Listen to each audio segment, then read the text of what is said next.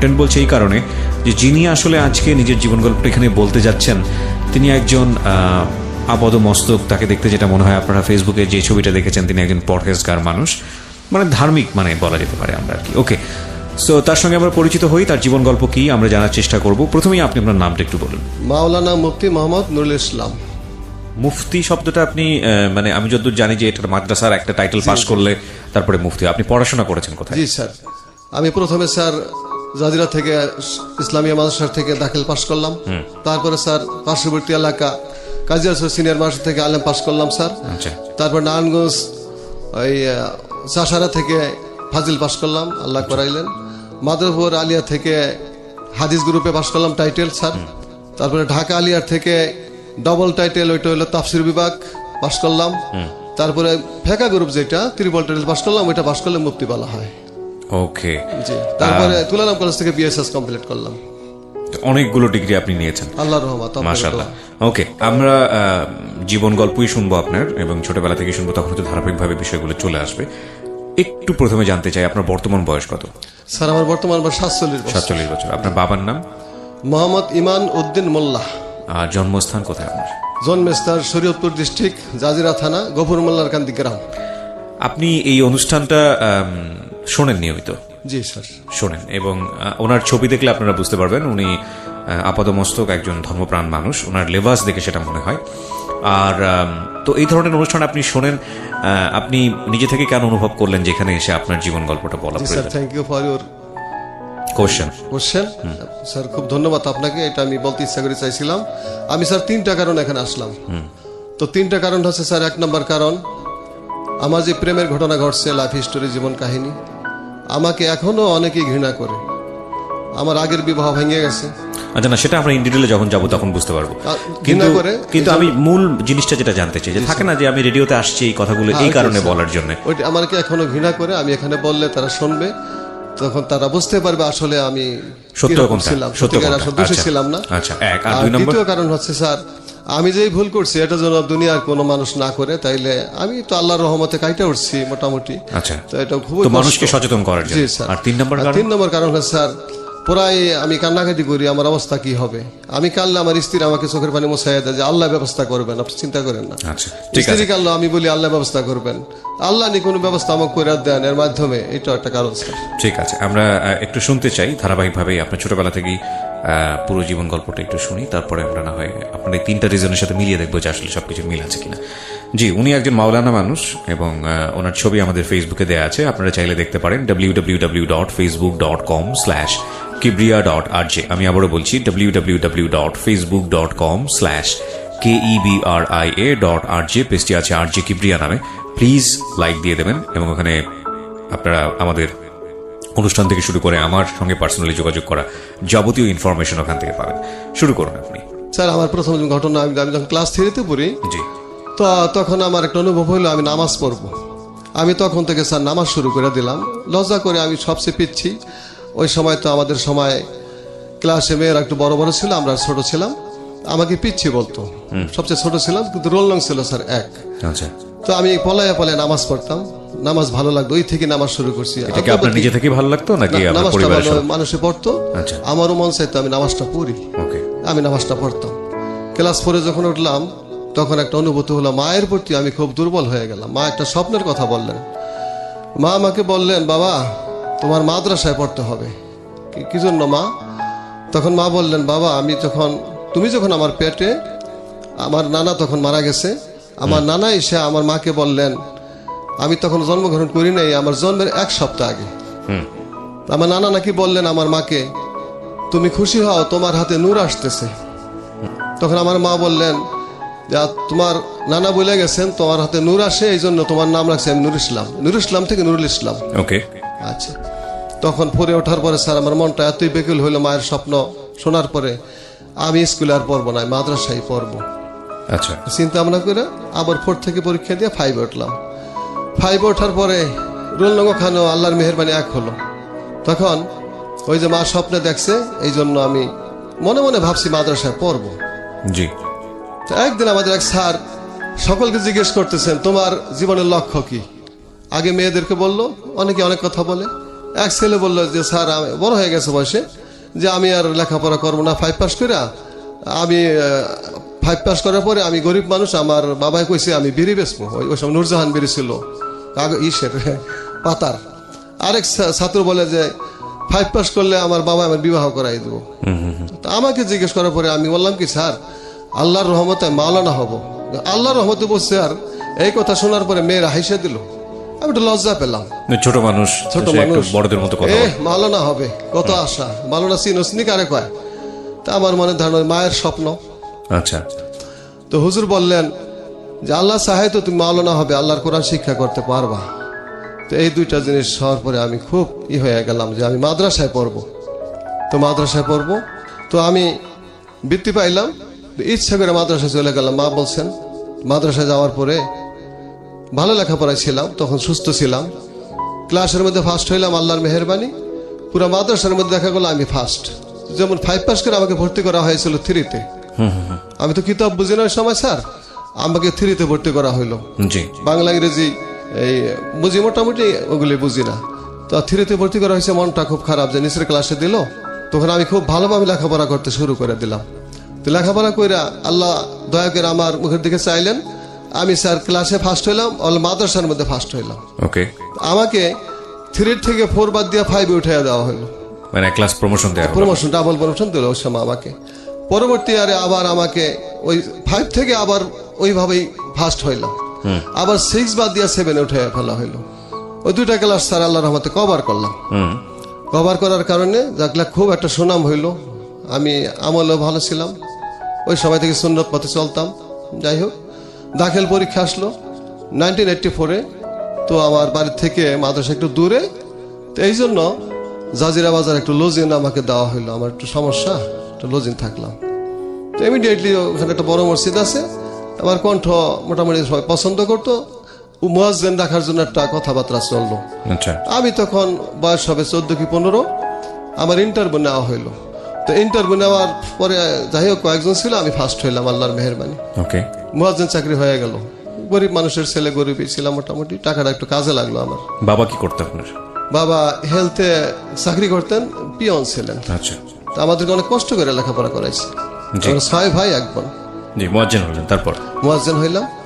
তো মুয়াজ্জিন ইমাম সাহেবের খাওয়া ঠাকা সব রেডি আছে স্যার, কিন্তু মুয়াজ্জিনের খাওয়া রেডি নেই। তো আমাকে বললো তো তুমি কষ্ট করতে হবে, মুয়াজ্জিন আজানও দিতে হবে, ক্লাসে লেখাপড়াও করতে হবে, একটা লজিনে খাওয়ার ব্যবস্থা করতে হবে। তো ভালো ছাত্র হিসেবে তারা একটু মূল্যায়ন করে একটা লজিন কাছেই দেওয়া হলো। ওখানে বেশি খাটনি খাটাখাটি কিছু নাই। সকালে 2-3 জন ব্লাহমান পড়াইতাম কোরআন শরীফ সিবারা, রাতে 2-1 জন বাংলা ইংরেজি 2-3 জন ছোট্ট ছোট্ট। জি। তো বড় একটা মেয়ে আছে ক্লাস এই 10-এ পড়ে, শিরিন, সে যে আমার কাছে পড়বে এটা আমি জানি না। আপনি তখন কোন ক্লাসে? আমি তখন দাখিল পরীক্ষা দিব স্যার, অর্থাৎ মেট্রিক পরীক্ষা দিব। তো মেয়েটা আমার কাছে সকালে পড়তে আসছে। আমি অতই ধার্মিক ছিলাম, ওই সময় মেয়ের দিকে তাকাইতাম না। তো লজিন হয়ে গেছে প্রায় 6 মাস। অদ্যবধি ওর সাথে একটা অন্য কথা বলি না, কোরআন শরীফ পড়া যায়, আমি নাও করি না, পড়া যায়, আমি নিচের দিকে তাকাইয়া পড়া দিই, দেখার চেষ্টা করি না, এইভাবে চলে। কিন্তু মাঝে মাঝে মেয়েটা আমাকে মানে হাইসা হাইসা কিছু কথা বলে যে আমাকে হুজুরে এত অল্প বয়সেই এত সুফি, এইটা সেইটা, কথাও বলেন না, এরকম কথা বলে। আচ্ছা, ওদিক দিয়ে মুয়াজ্জিন হিসাবে নামাজ পড়াই। আমার পড়াশোনা শোনার পরে সবাই খুশি। এক পর্যায়ে আমাকে বড় জামা গায়ে দিতাম, গোল জামা পর্যন্ত স্যার। জি। আমাকে অনেকেই সুফি সাহেব বলে, কেউ কয় পীর সাহেব ঠাট্টা করে, কেউ কয় আল্লাহর ওলি হয়ে গেছে কয়। আমি ওদিকে খেয়াল করি না, আমল করি শুধু আল্লাহর জন্য, ওগুলা বুঝি না স্যার কিছুই। আর মেয়ের যে কি স্পর্শ এটা আমি কিছুই জানি না। কোনো মেয়ের সাথে প্রেমের কথা অদ্যবধি হয় নাই ও পর্যন্ত, যখন আমি মেট্রিক পরীক্ষা দেবো আর কি, এসএসসি পরীক্ষা দেবো। হঠাৎ ওর মা আমার দূরবর্তী ফুফুর সম্পর্ক হয়। তা আমাকে বললো, নুরুল ইসলাম তুমি এখন পোলাপান পড়ার দরকার নাই, তুমি নিজে একটু লেখাপড়া করো, তোমার কয়েকদিন পরে পরীক্ষা। আমি খুব খুশি হইলাম ফুফুর কথায়। আমি এখন আমার লেখাপড়া আমি করি। তো একটা ঘরে সকালবেলা 7টা 7:30 দিকে আমি পড়তেছি নামাজ পড়ার পরে। ছোট্ট ছোট্ট ছেলে মেয়ে পড়াশোনা করানো লাগে না, ওরও পরীক্ষার সামনে, ওরটা একটু পরে, ও পড়তেছে ওই ঘরে। ওটা মানে শিরিন, হ্যাঁ পড়তেছে। তো আমি কল্পনাও করি না, ওর দিকে আমার খেয়াল নাই কোনো। হঠাৎ করে আমি খেয়াল করতেছি ও ওই ঘরে পরে আমার দিকে বারে বারে তাকায়, কিন্তু আমি ওটা খেয়াল করলাম, চাইলাম না সেরকম আগ্রহ করে। আপনি যে বাড়িতে লজিং থাকতেন ওই লজিং লজিনওয়ালার মেয়ে। জি। তো হঠাৎ করে খেয়াল করলাম ঘর থেকে চেয়ার থেকে উঠা, ডিস্টেন্স বেশি না, একটু আর কি, তা আসলো। আমি পড়তেছি, আমার পিছনে চেয়ারের কিনারে দাঁড়ায়, পিছনে দাঁড়াইলো, দাঁড়াই রয়েছে। আমি স্যার কিছুই বলি না যে কে কি জন্য আসছেন, আমি আপনি করে কথা বলতাম, সেও আপনি করে কথা বলতাম। তা অনেকক্ষণ দাঁড়াই রয়েছে, আমি পড়া পড়তেছি, একটা আবারত আরবির দাখিল পরীক্ষার। তো হঠাৎ করে পিছনে একটু গুনগুন কান্নার শব্দ পাই। তখন আমার হৃদয়ের মধ্যে একটা মসর দিল যে ব্যাপার কি। তখন আমি তো তারপরে কিছু বলি না, আমি খুব ধার্মিক ছিলাম ওই সময়, এখন তো এটা নাই। জি। তো আমাকে হঠাৎ করে বলে, হুজুর আপনি এমন নিষ্ঠুর, করুণ সুরে, গলাটা খুব ভালো ছিল। তো মেয়েদের কথা তো যতই ছবি থাকি, হৃদয় একটু গাঁথলো স্যার। তা আমি চিন্তা করলাম ও কি চায়, কাঁদতেছে। তখন আমি বললাম, কি বলবেন বলেন। আবার বলে, আপনি এমন নিষ্ঠুর, শুনতে চাইলেন না, আমার থেকে চোখ তুলে তাকাইলেন না, আমি কি চাই। তখন আমি বললাম, আপনি কি চান বলেন। বলেন, আমি যা চাই আমাকে দেবেন। আমি দেখেন ইনশাল্লাহ আমি চেষ্টা করবো দেওয়ার জন্য। তখন কয় না, ফট করে আমার হাতটা ধরছে, বলেন যা চাই দিবেন। আমি যেমন আমাকে সাবেক আমর দিলে যেরকম ছুটটা যায় স্যার, এমনি ছুটে গেছি। গুণা হবে মনে মনে খেয়াল করি, মুখে বলি না। ছুটটা যাইয়া আমি নিচের দিকে তাকে উঠা মেলা করছি। তখন দিয়ে স্কিপেরা কান্দে, তখন মনটা নরম হয়ে গেল আমার। তো আমি বললাম, আচ্ছা আপনি কি চান বলেন। বলেন আপনি আমাকে দিবেন। বললাম তো আমি চেষ্টা করব। তখন আমি বলার পরে মেয়েটা বলতেছে, বলেন হুজুর আপনি সম্ভব না হইলেও দিবেন। তখন হঠাৎ করে চোখের দিকে কান্না হয়ে শোনার পরে চোখের দিকে তাকাইলাম, তাকাই দেখি ওর চোখে পানি। জি। আজকে দেখলাম এই 6 মাস পরে ওর চেহারা কত সুন্দর, দেখা আমার দিলটা নরম হয়ে গেল। তা আমি ওনার বললাম হঠাৎ করে, ঠিক আছে তুমি যা চাও, আপনার থেকে তুমি বললাম, তুমি যা চাও আমার সম্ভব না হইলেও সম্ভব করে নেব ইনশাআল্লাহ। তখন হাসি দিল, চোখে পানি মুখে হাসি, অপূর্ব একটা ব্যাপার। হঠাৎ করে স্যার চলে গেল, চায় না, ঘরে চলে গেল। আমি কি চাইলা না, ঘর থেকে একটা খাতা কলম নিয়ে আসা লিখতেছে KISS, কিস মানে চুম্বন করা। আমি অর্থ তো আমি জানি না, আসল অর্থটা আমি জানি। তখন বাংলায় লেখলো চুম্বন করা। তখন যে আমি কথা দিছি, আমাকে 2 গালে 2টা দেওয়া হলো। অবাক দৃষ্টিতে তাকে কি হয়ে গেল, আসলে তো এটা অন্যায় হলো, গুনাহ হইলাম, করলামটা কি। আমি হঠাৎ একটা মেয়ের পাল্লায় পড়ে গেলাম। তো পড়ছি আমি চলে গেলাম মসজিদে। তখন সকালে খাওয়া খাইলাম না, ওর আম্মাকে ফুফু ডাকতাম দূরবর্তী, ইসলাম খাইবা না তুমি, আমার মন ভালো না, খাবো না। আমি ওর প্রেমে পড়ে তা খুশি, এই জন্য আমি চিন্তাযুক্ত না স্যার, আমি চিন্তাযুক্ত একটা গুনাহ তো করলাম, আমি জীবনে মেয়ের স্পর্শ করি না, এটা হইলো কি, করলাম কি। ওকে, এই জন্য আমি কান্নাকাটি করতেছি আল্লাহর কাছে। কিন্তু ওই যে শয়তানের কুফলি, ওই যে ইন্না শাইতানা লিল ইনসানি আদুউম মুবিন, নিশ্চয়ই শয়তান প্রকাশ্য দুশমন, শত্রু, নেক্সট সুরতে ধোঁকা দেয়। তখন আমার মনে হলো কি, একটা হাদিস মনে হইলো যে আল্লাহকে বিশ্বাস করা, যে আল্লাহ একক অদ্বিতীয়, ওয়াহদাহু লা শারিকা লাহু কাকুই শরীক নেই, আল্লাহর কোনো শরীক নাই। আল্লাহকে একক বিশ্বাস করা আর মানুষের অন্তরে মানুষের সাথে ভালো ব্যবহার করা সবচেয়ে ভালো কাজ। আর আল্লাহর সাথে শিরক করা আর মানুষের অন্তরে ব্যথা দেওয়া সবচেয়ে এটা খারাপ কাজ, গুনাহ হয়। এইটা হঠাৎ শয়তান আমার ধোঁকা দিল নেক্সট সুরতে। তো আমি বললাম না, মেয়েটা অন্তর কষ্ট পাইছে, যাক কিছু না, যাক। তো এইভাবে রইল। পরদিন দেখি একটা কলম আইন আমার হাতে দিছে, পরীক্ষা কয়েকদিন পরে। জি, আপনার পরীক্ষা? আমার পরীক্ষা, আমারটা 1 মাস আগে, ওরটা 1 মাস পরে। তখন বললো গিফট। তখন আমি ওই যে স্যার মোটামুটি প্রেমে পড়ে গেছি, কলমটা নিলাম। রাতে কি আপনি কোথায় থাকতেন? রাতের বেলা স্যার মসজিদে থাকতাম। মসজিদে ঘুমাতাম স্যার, এটা আমার সুবিধা ছিল, শুধু খাওয়া দাওয়া পড়া ওখানে, মসজিদে রুম ছিল থাকার। ওই ইনসান কলমটা আমাকে দিল, আমি নিলাম। ওই আমলে ছিল, এখন নাই স্যার। কয়েকদিন পরে একটা টুপি দিল স্যার। টুপিটা দেওয়ার পরে আমি এখন এত খুশি হয়ে গেলাম। আমার কিছু দুশ্মন ছিল, অল্প সময়, আমার অল্প বয়সে আমার সুনাম এটা সহ্য করতে পারতেছিল না অনেকেই। ওরা মুখে আমাকে বন্ধু ভাবে, অন্তরে আমাকে শত্রু ভাবে, আমি জানতাম না। হঠাৎ ওদের কাছে আমি বললাম খুশি হইয়া, এই শিরিন না আমার কিস দিছে, বন্ধুদের কাছে। আচ্ছা। আর আমার এই দেখ, এই কলমটা দিছে আর আমার এই টুপিটা দিছে, খুব সুন্দর ফুল খাটাইয়া। দেখার পরে ওদের মাথা ঘুরে গেল, কিন্তু কিছুই প্রকাশ করলো না। হঠাৎ কয়েকদিন পরে দেখি মাদ্রাসার মধ্যে বিশাল একটা ব্যাপার, সুপারিনটেন্ডেন্ট সাহেব হুজুরকে জানাইবো, তারা এইটাই মনে করছে যে কিস দিতে পারে আর কি না করছে। আসলে আমি ওর শরীরটা একটু হাত স্পর্শ করি নাই স্যার, কিন্তু আমি অবাক হয়ে গেলাম কি ঘটতেছে। হঠাৎ ওইখানে কথা বলে, ওইখানে কথা বলে। তো ওরা আমার কাছে একজন আইসা বলল, 5টা লোক আমার ক্লাসমেটই সবাই, প্রায় একজন না দুজন নিচের ক্লাসে, আইসা বলে তোর বিচার হবে, মেয়ের সাথে তোর সম্পর্ক, তোর শরীয়তের বিচার হবে। আমি তার কাছে ফিরে যাচ্ছি, জি বলুন। তা আমি অবাক হয়ে গেলাম, কি শরীয়তের বিচার হবে? আমি তো অন্যায় করি নাই কোনো, কি হবে বিচার? তো একজনে কয় বিচারটা আমরা করব, নাহলে কিন্তু আমরা সবার কাছে বলে দেব। তো আমি ভয় পেয়ে গেলাম স্যার, যে আমার এত ভালো জানে মানুষে আমাকে সবাই খারাপ মান সম্মানের ভয়। আমি তো অন্যায় করি নাই, তো মানুষের মাঝে সরাসরি হবে এই কথাটা, আমি ভয় পেয়ে গেলাম।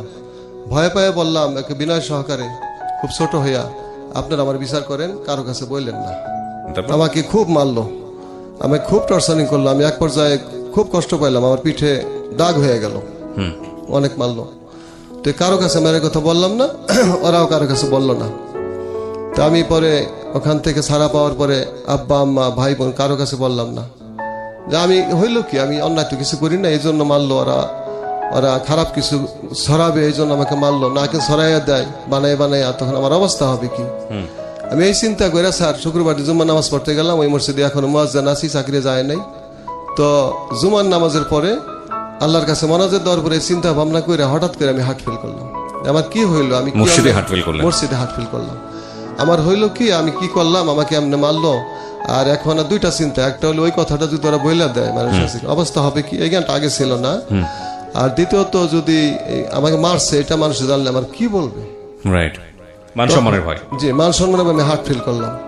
হার্ট ফিল করার পরে আমাকে ধরাধরি করে লয়ে গেল, সবাই শত শত লোক জমা হয়ে গেল, নুরুল ইসলাম হার্ট ফিল করছে। কারণটা কি কেউ জানে না, সবাই কেউ কয় ফেরেশতার মতো নানান পদের কথা বলে, ভালো মানুষ, ভালো মানুষ। কি হইলো কি হইলো, অনেক লোক জমা হয়ে গেছে। তো আমাদের হেলথের ওই যে জাজিরা থানার ডাক্তার সাকাওয়াত হোসেন MBBS সাহেব, উনি আসলো। আসার পরে আরো কয়েকজন ডাক্তার আসলো, আমার ভাই একজন ফার্মাসি ডাক্তার আছে ছোটখাটো, আসলো। আমি শুনলাম পরে যে 3 দিন পর জ্ঞান ফিরছি। তা জ্ঞান ফেরার পরে নাকি স্যার আমি বলছি আমার শিরিন কোথায়, আমার মান সম্মান স্যার যা ছিল তাও শেষ। তখন মানুষে যারা শ্রদ্ধা করে স্নেহ করে দেখতে আসছিল তারা ঘৃণা করে চলে গেল, এই আর কি। তখন যার সাথে দেখা হয় কয়েকদিন পরে, কেউ বলে তোরে মনে করছি ফেরেশতার মতো, তোর নিয়েই কেমন, আপনার জায়গায় তুই, তুমির জায়গায় তুই, বলে স্যার তোমারে মনে করছি পীর সাহেবের মতো, তোমার এই কাম, তোমার মনে হচ্ছে আল্লাহর ওলি, তোমার এই কাম, তোমার ফেরেশতা মানুষ, তোমার এই কাম। আরো মাথা ঘুরে গেল স্যার, কষ্টে চিন্তা ভাত পানি খাওয়া বন্ধ করে দিলাম। এখন মেয়েটা তো আসলে অন্যায় করে নাই আমার সাথে, রাইট, আমিও করি নাই, মেয়েটা খুব ভালো, আমিও ভালো, খারাপ প্রস্তাব কখনো দেয় নাই, আমিও দেখছিলাম না। তো এই ঘটনাটা আমার সম্মান সব শেষ হয়ে গেল, মেয়েটারও শেষ। তো সবাই এই কি হলো, এই ছেলে দিয়ে এই কাম শিরিনের সাথে। শিরিন তো খুব গানে পড়ছিল, একটু কাহিনী বলি স্যার। তো এরকম এই গানের পড়ছিল, আমি এক ডাক্তারের কাছে আবার বলছিলাম, ক্লাসের বন্ধুর কাছে তো বলছি এই কথা, এক ডাক্তার ইসুফ ডাক্তার, তার কাছে দিয়ে বলি কি শিরিন আমাকে ভালোবাসে। কও কি তোমার শিরিন ভালোবাসে, ওর যা গলা, ওর জন্য তো অনেক মানুষ পাগল। কয় শোনো একটা ঘটনা, সে বলতেছে, আমি বলেন, আমি এক রুগী দেখতে গেছি, ছোটখাটো ডাক্তার, মিটি মিটি জোৎস্না, রাত 8টা বাজে বা 9টা বাজে এরকম হবে। তো পাট ক্ষেতের কিনার দিয়ে মিটি মিটি জোৎস্না, একটু গুরানি বৃষ্টি, ওখান দিয়ে আসতেছি, আর যাদের অডিটোরিয়ামে শিরিন গান গাইতেছে, মিলন হবে কত দিনে আমার মনের মানুষের শোনে। তো এই গানটা শুন না, আমি শুনতেইছি তন্ময় হ্যাঁ, ওই লোকে বলতেছে। হঠাৎ করে আমার ব্যাগ যে কোথায় পড়ে গেছে আমি জানি না, গানটা শেষ, তারপরে দেখি হাতে ব্যাগ নাই। পরে গান শেষ হওয়ার পরে আমি দেখি ব্যাগ নাই, ব্যাগ তালাশ করে পাইছি পিছনে। তা এমন ছিল তার গলা, সে তোমারে ভালোবাসে, সেও খুশি হইলো। পরবর্তী পর্যায়ে শত্রুতা করছে, তখন মেয়েটার মান সম্মান চলে গেল, আমার চলে গেল। তখন ডাক্তার বলল এই মেয়ের সাথে সম্পর্ক, এই জন্যই তার এই অবস্থা হয়েছে, সেন্সলেস হয়েছে সম্পর্ক, তাকে বাঁচাই তৈলে বিবাহ দিতে হবে এর সাথে। প্রস্তাব গেল স্যার, প্রস্তাব দেওয়ার পরে তারা তো আনগ্রান্টেড, যে এই মুহূর্তে বিয়ের সাথে একটা বদনাম সম্ভব না, ডিনাই করে দিল। আমিও পরে না করলাম, না বিবাহ করলে লেখাপড়া নষ্ট হয়ে যাবে আমার, বিবাহ হইল না। তারপরেও ভালোভাবে পাশ করলো, আমিও পাশ করলাম মোটামুটি ভালোভাবেই, ওই সময় ডিভিশন ছিল, ফার্স্ট ডিভিশন পাইলাম। তো আপনি যে আজান দিতেন, আজানটা ওটা কি তারপরে বলবৎ ছিল? আজান দেওয়াটা বাদ হয়ে গেল, বাদ করে দিয়েছে। আমার চাকরি বাদ, সুনাম সব শেষ, লজিং টজিং সব বাদ। লজিং শেষ। লজিং শেষ হওয়ার কারণে আমার এমন অসুখ হয়ে গেল, ওকে দেখা পাই না, ওকে দেখি না, কথা বলতে পারি না। মোবাইলের যুগ ছিল না স্যার, দেখা পাই না, কথা বলতে পারি না। হঠাৎ করে একদিন আমি কোথায় আছে, ইডেন কলেজে ভর্তি হয়েছে ঢাকা, ওখানে দেখা করতে আসলাম, দেখি আমার সাথে দেখা করে না, পরিবর্তন হয়ে গেছে। ওদের বাসা আমলিগোলা, ওর বোনের বাসা ওখানে থেকে পরে আগে পড়তো, ওখানে গেলাম। তো আমি রাত্রে গেলাম, এশারক্তের সময় কথা বলে না, তখন ওই রাত্রে চলে আসলাম। তখন একটা লজ্জা পাইলাম, দেখি অন্যরকম হয়ে গেছে। তারপরে মোটামুটি ওই লজ্জা সরম, একটা সরম পাইছে। তো তারপরে মোটামুটি আমি ফাজল পাস করা পর্যন্ত, আর সে ডিগ্রি পাস করার মতো মোটামুটি 6 বছর সম্পর্ক, 4-5 বছর সম্পর্ক ছিল। চিঠিপত্র আমাকে দিত, আচ্ছা, তো আমিও দিতাম, কিন্তু দেখা সাক্ষাৎ হইতো না। মানুষের কাছে চিঠি পাঠাইতো, ডাকযোগে পাঠাইতো। জি। তো আমি এই কষ্ট, ওই সময় একটা সমস্যা হইল কি স্যার, আমি মানসিকভাবে অসুস্থ হয়ে গেলাম, আর শারীরিকভাবে আমার একটা অসুখ হয়ে গেল। আমার মাথায় ব্যথা হয়ে গেল, যন্ত্রণা হয়ে গেল। আজও স্যার সেই ব্যথাটা আমার আছে, মাথায় যন্ত্রণা। আজও আমি মাসের প্রায় 15 দিন অসুস্থ থাকি। তো যোগাযোগ বন্ধ হওয়ার কারণে এখন চিঠি দেয় না। হঠাৎ করে একদিন দেখা হইলো, তো আমাকে বলতেছে যে আমি ইডেন কলেজে পড়ছি, ডিগ্রি কমপ্লিট করলাম, পিএইচডি ডিগ্রি পরে এক ছেলে আমাকে ভালোবাসে। তখন তার কাছে আমি কি কিছুই না, ও আমাকে ভুলে গেল, অলরেডি আর বিবাহ হয়ে গেল, ও এখন আমেরিকা আছে, আর যোগাযোগ নাই, শেষ। তখন আমার মনে হইলো যে মেয়েদের প্রতি একটা ঘৃণা এসে পড়লো, যে এরা আসলে মানুষ না, আসলে ওরা ভালো মানুষ, অনেক ভালো মানুষ আছে। শ্রোতা মন্দিরের কাছে আমি ক্ষমা চাই, মেয়ে জাত, ওরা মায়ের জাত, তাকে আমি সম্মান করি। তার প্রতি একটা ঘৃণা এসে পড়লো, আমি কোনো মেয়েকে আর ভালোবাসবো না, জানতাম না, ভালোবাসিও নাই কোনোদিন, আর বাসবো না। তো আমি লেখাপড়া করতেছি, তো পারি না লেখাপড়া করতে। আমার মায়ের প্রতি সম্মানে আমার মাথা নিচু হয়ে আসে। আমি প্রত্যেকটা পরীক্ষার আগে মার কাছে দোয়া চাইতাম যে মা, আমার এখন মা নাই, মা মারা গেছে 4 বছর আগে, বাবা মারা গেছে 8 মাস আগে। আমি মার কাছে দোয়া চাইতাম, মা আমি তো লেখাপড়া করতে পারি নাই, আমার জন্য দোয়া করবা মা, তুমি করে কথা বলতাম। মায়ের প্রতি খুব দুর্বল ছিলাম, মার খেদমত জীবন ভরে করছি, আল্লাহ করেছে। মা দোয়া করতেন, বাবা তুমি যাও, তোমার আল্লাহ ফাঁস করাইবেন। আজকে মা থাকলে মায়ের দোয়া নিয়ে এখানে আসতাম। এরকম ভাবে আল্লাহর রহমত, মায়ের দয়, বাবার দয়, আল্লাহ প্রত্যেকটা ক্লাসে পাস করাইলো। তো আর কোরমান নাই, দাখিলটা মেট্রিক, আলেম পাস, ওইটা করলাম, আয়ে পাস, ফাজল তাজা ডিগ্রি, কামেলটা হাদিস বিভাগে ওইটা এমএর কোর্স, মাস্টার্স, ওটা পাস করে আমার এই হলো, আমি মা বাবার খেদমত করব। খেদমত করার জন্য একটা মসজিদে চাকরি করব। আমি খুব ভালোবাসতাম, ইমামতি চাকরি ভালোবাসতাম।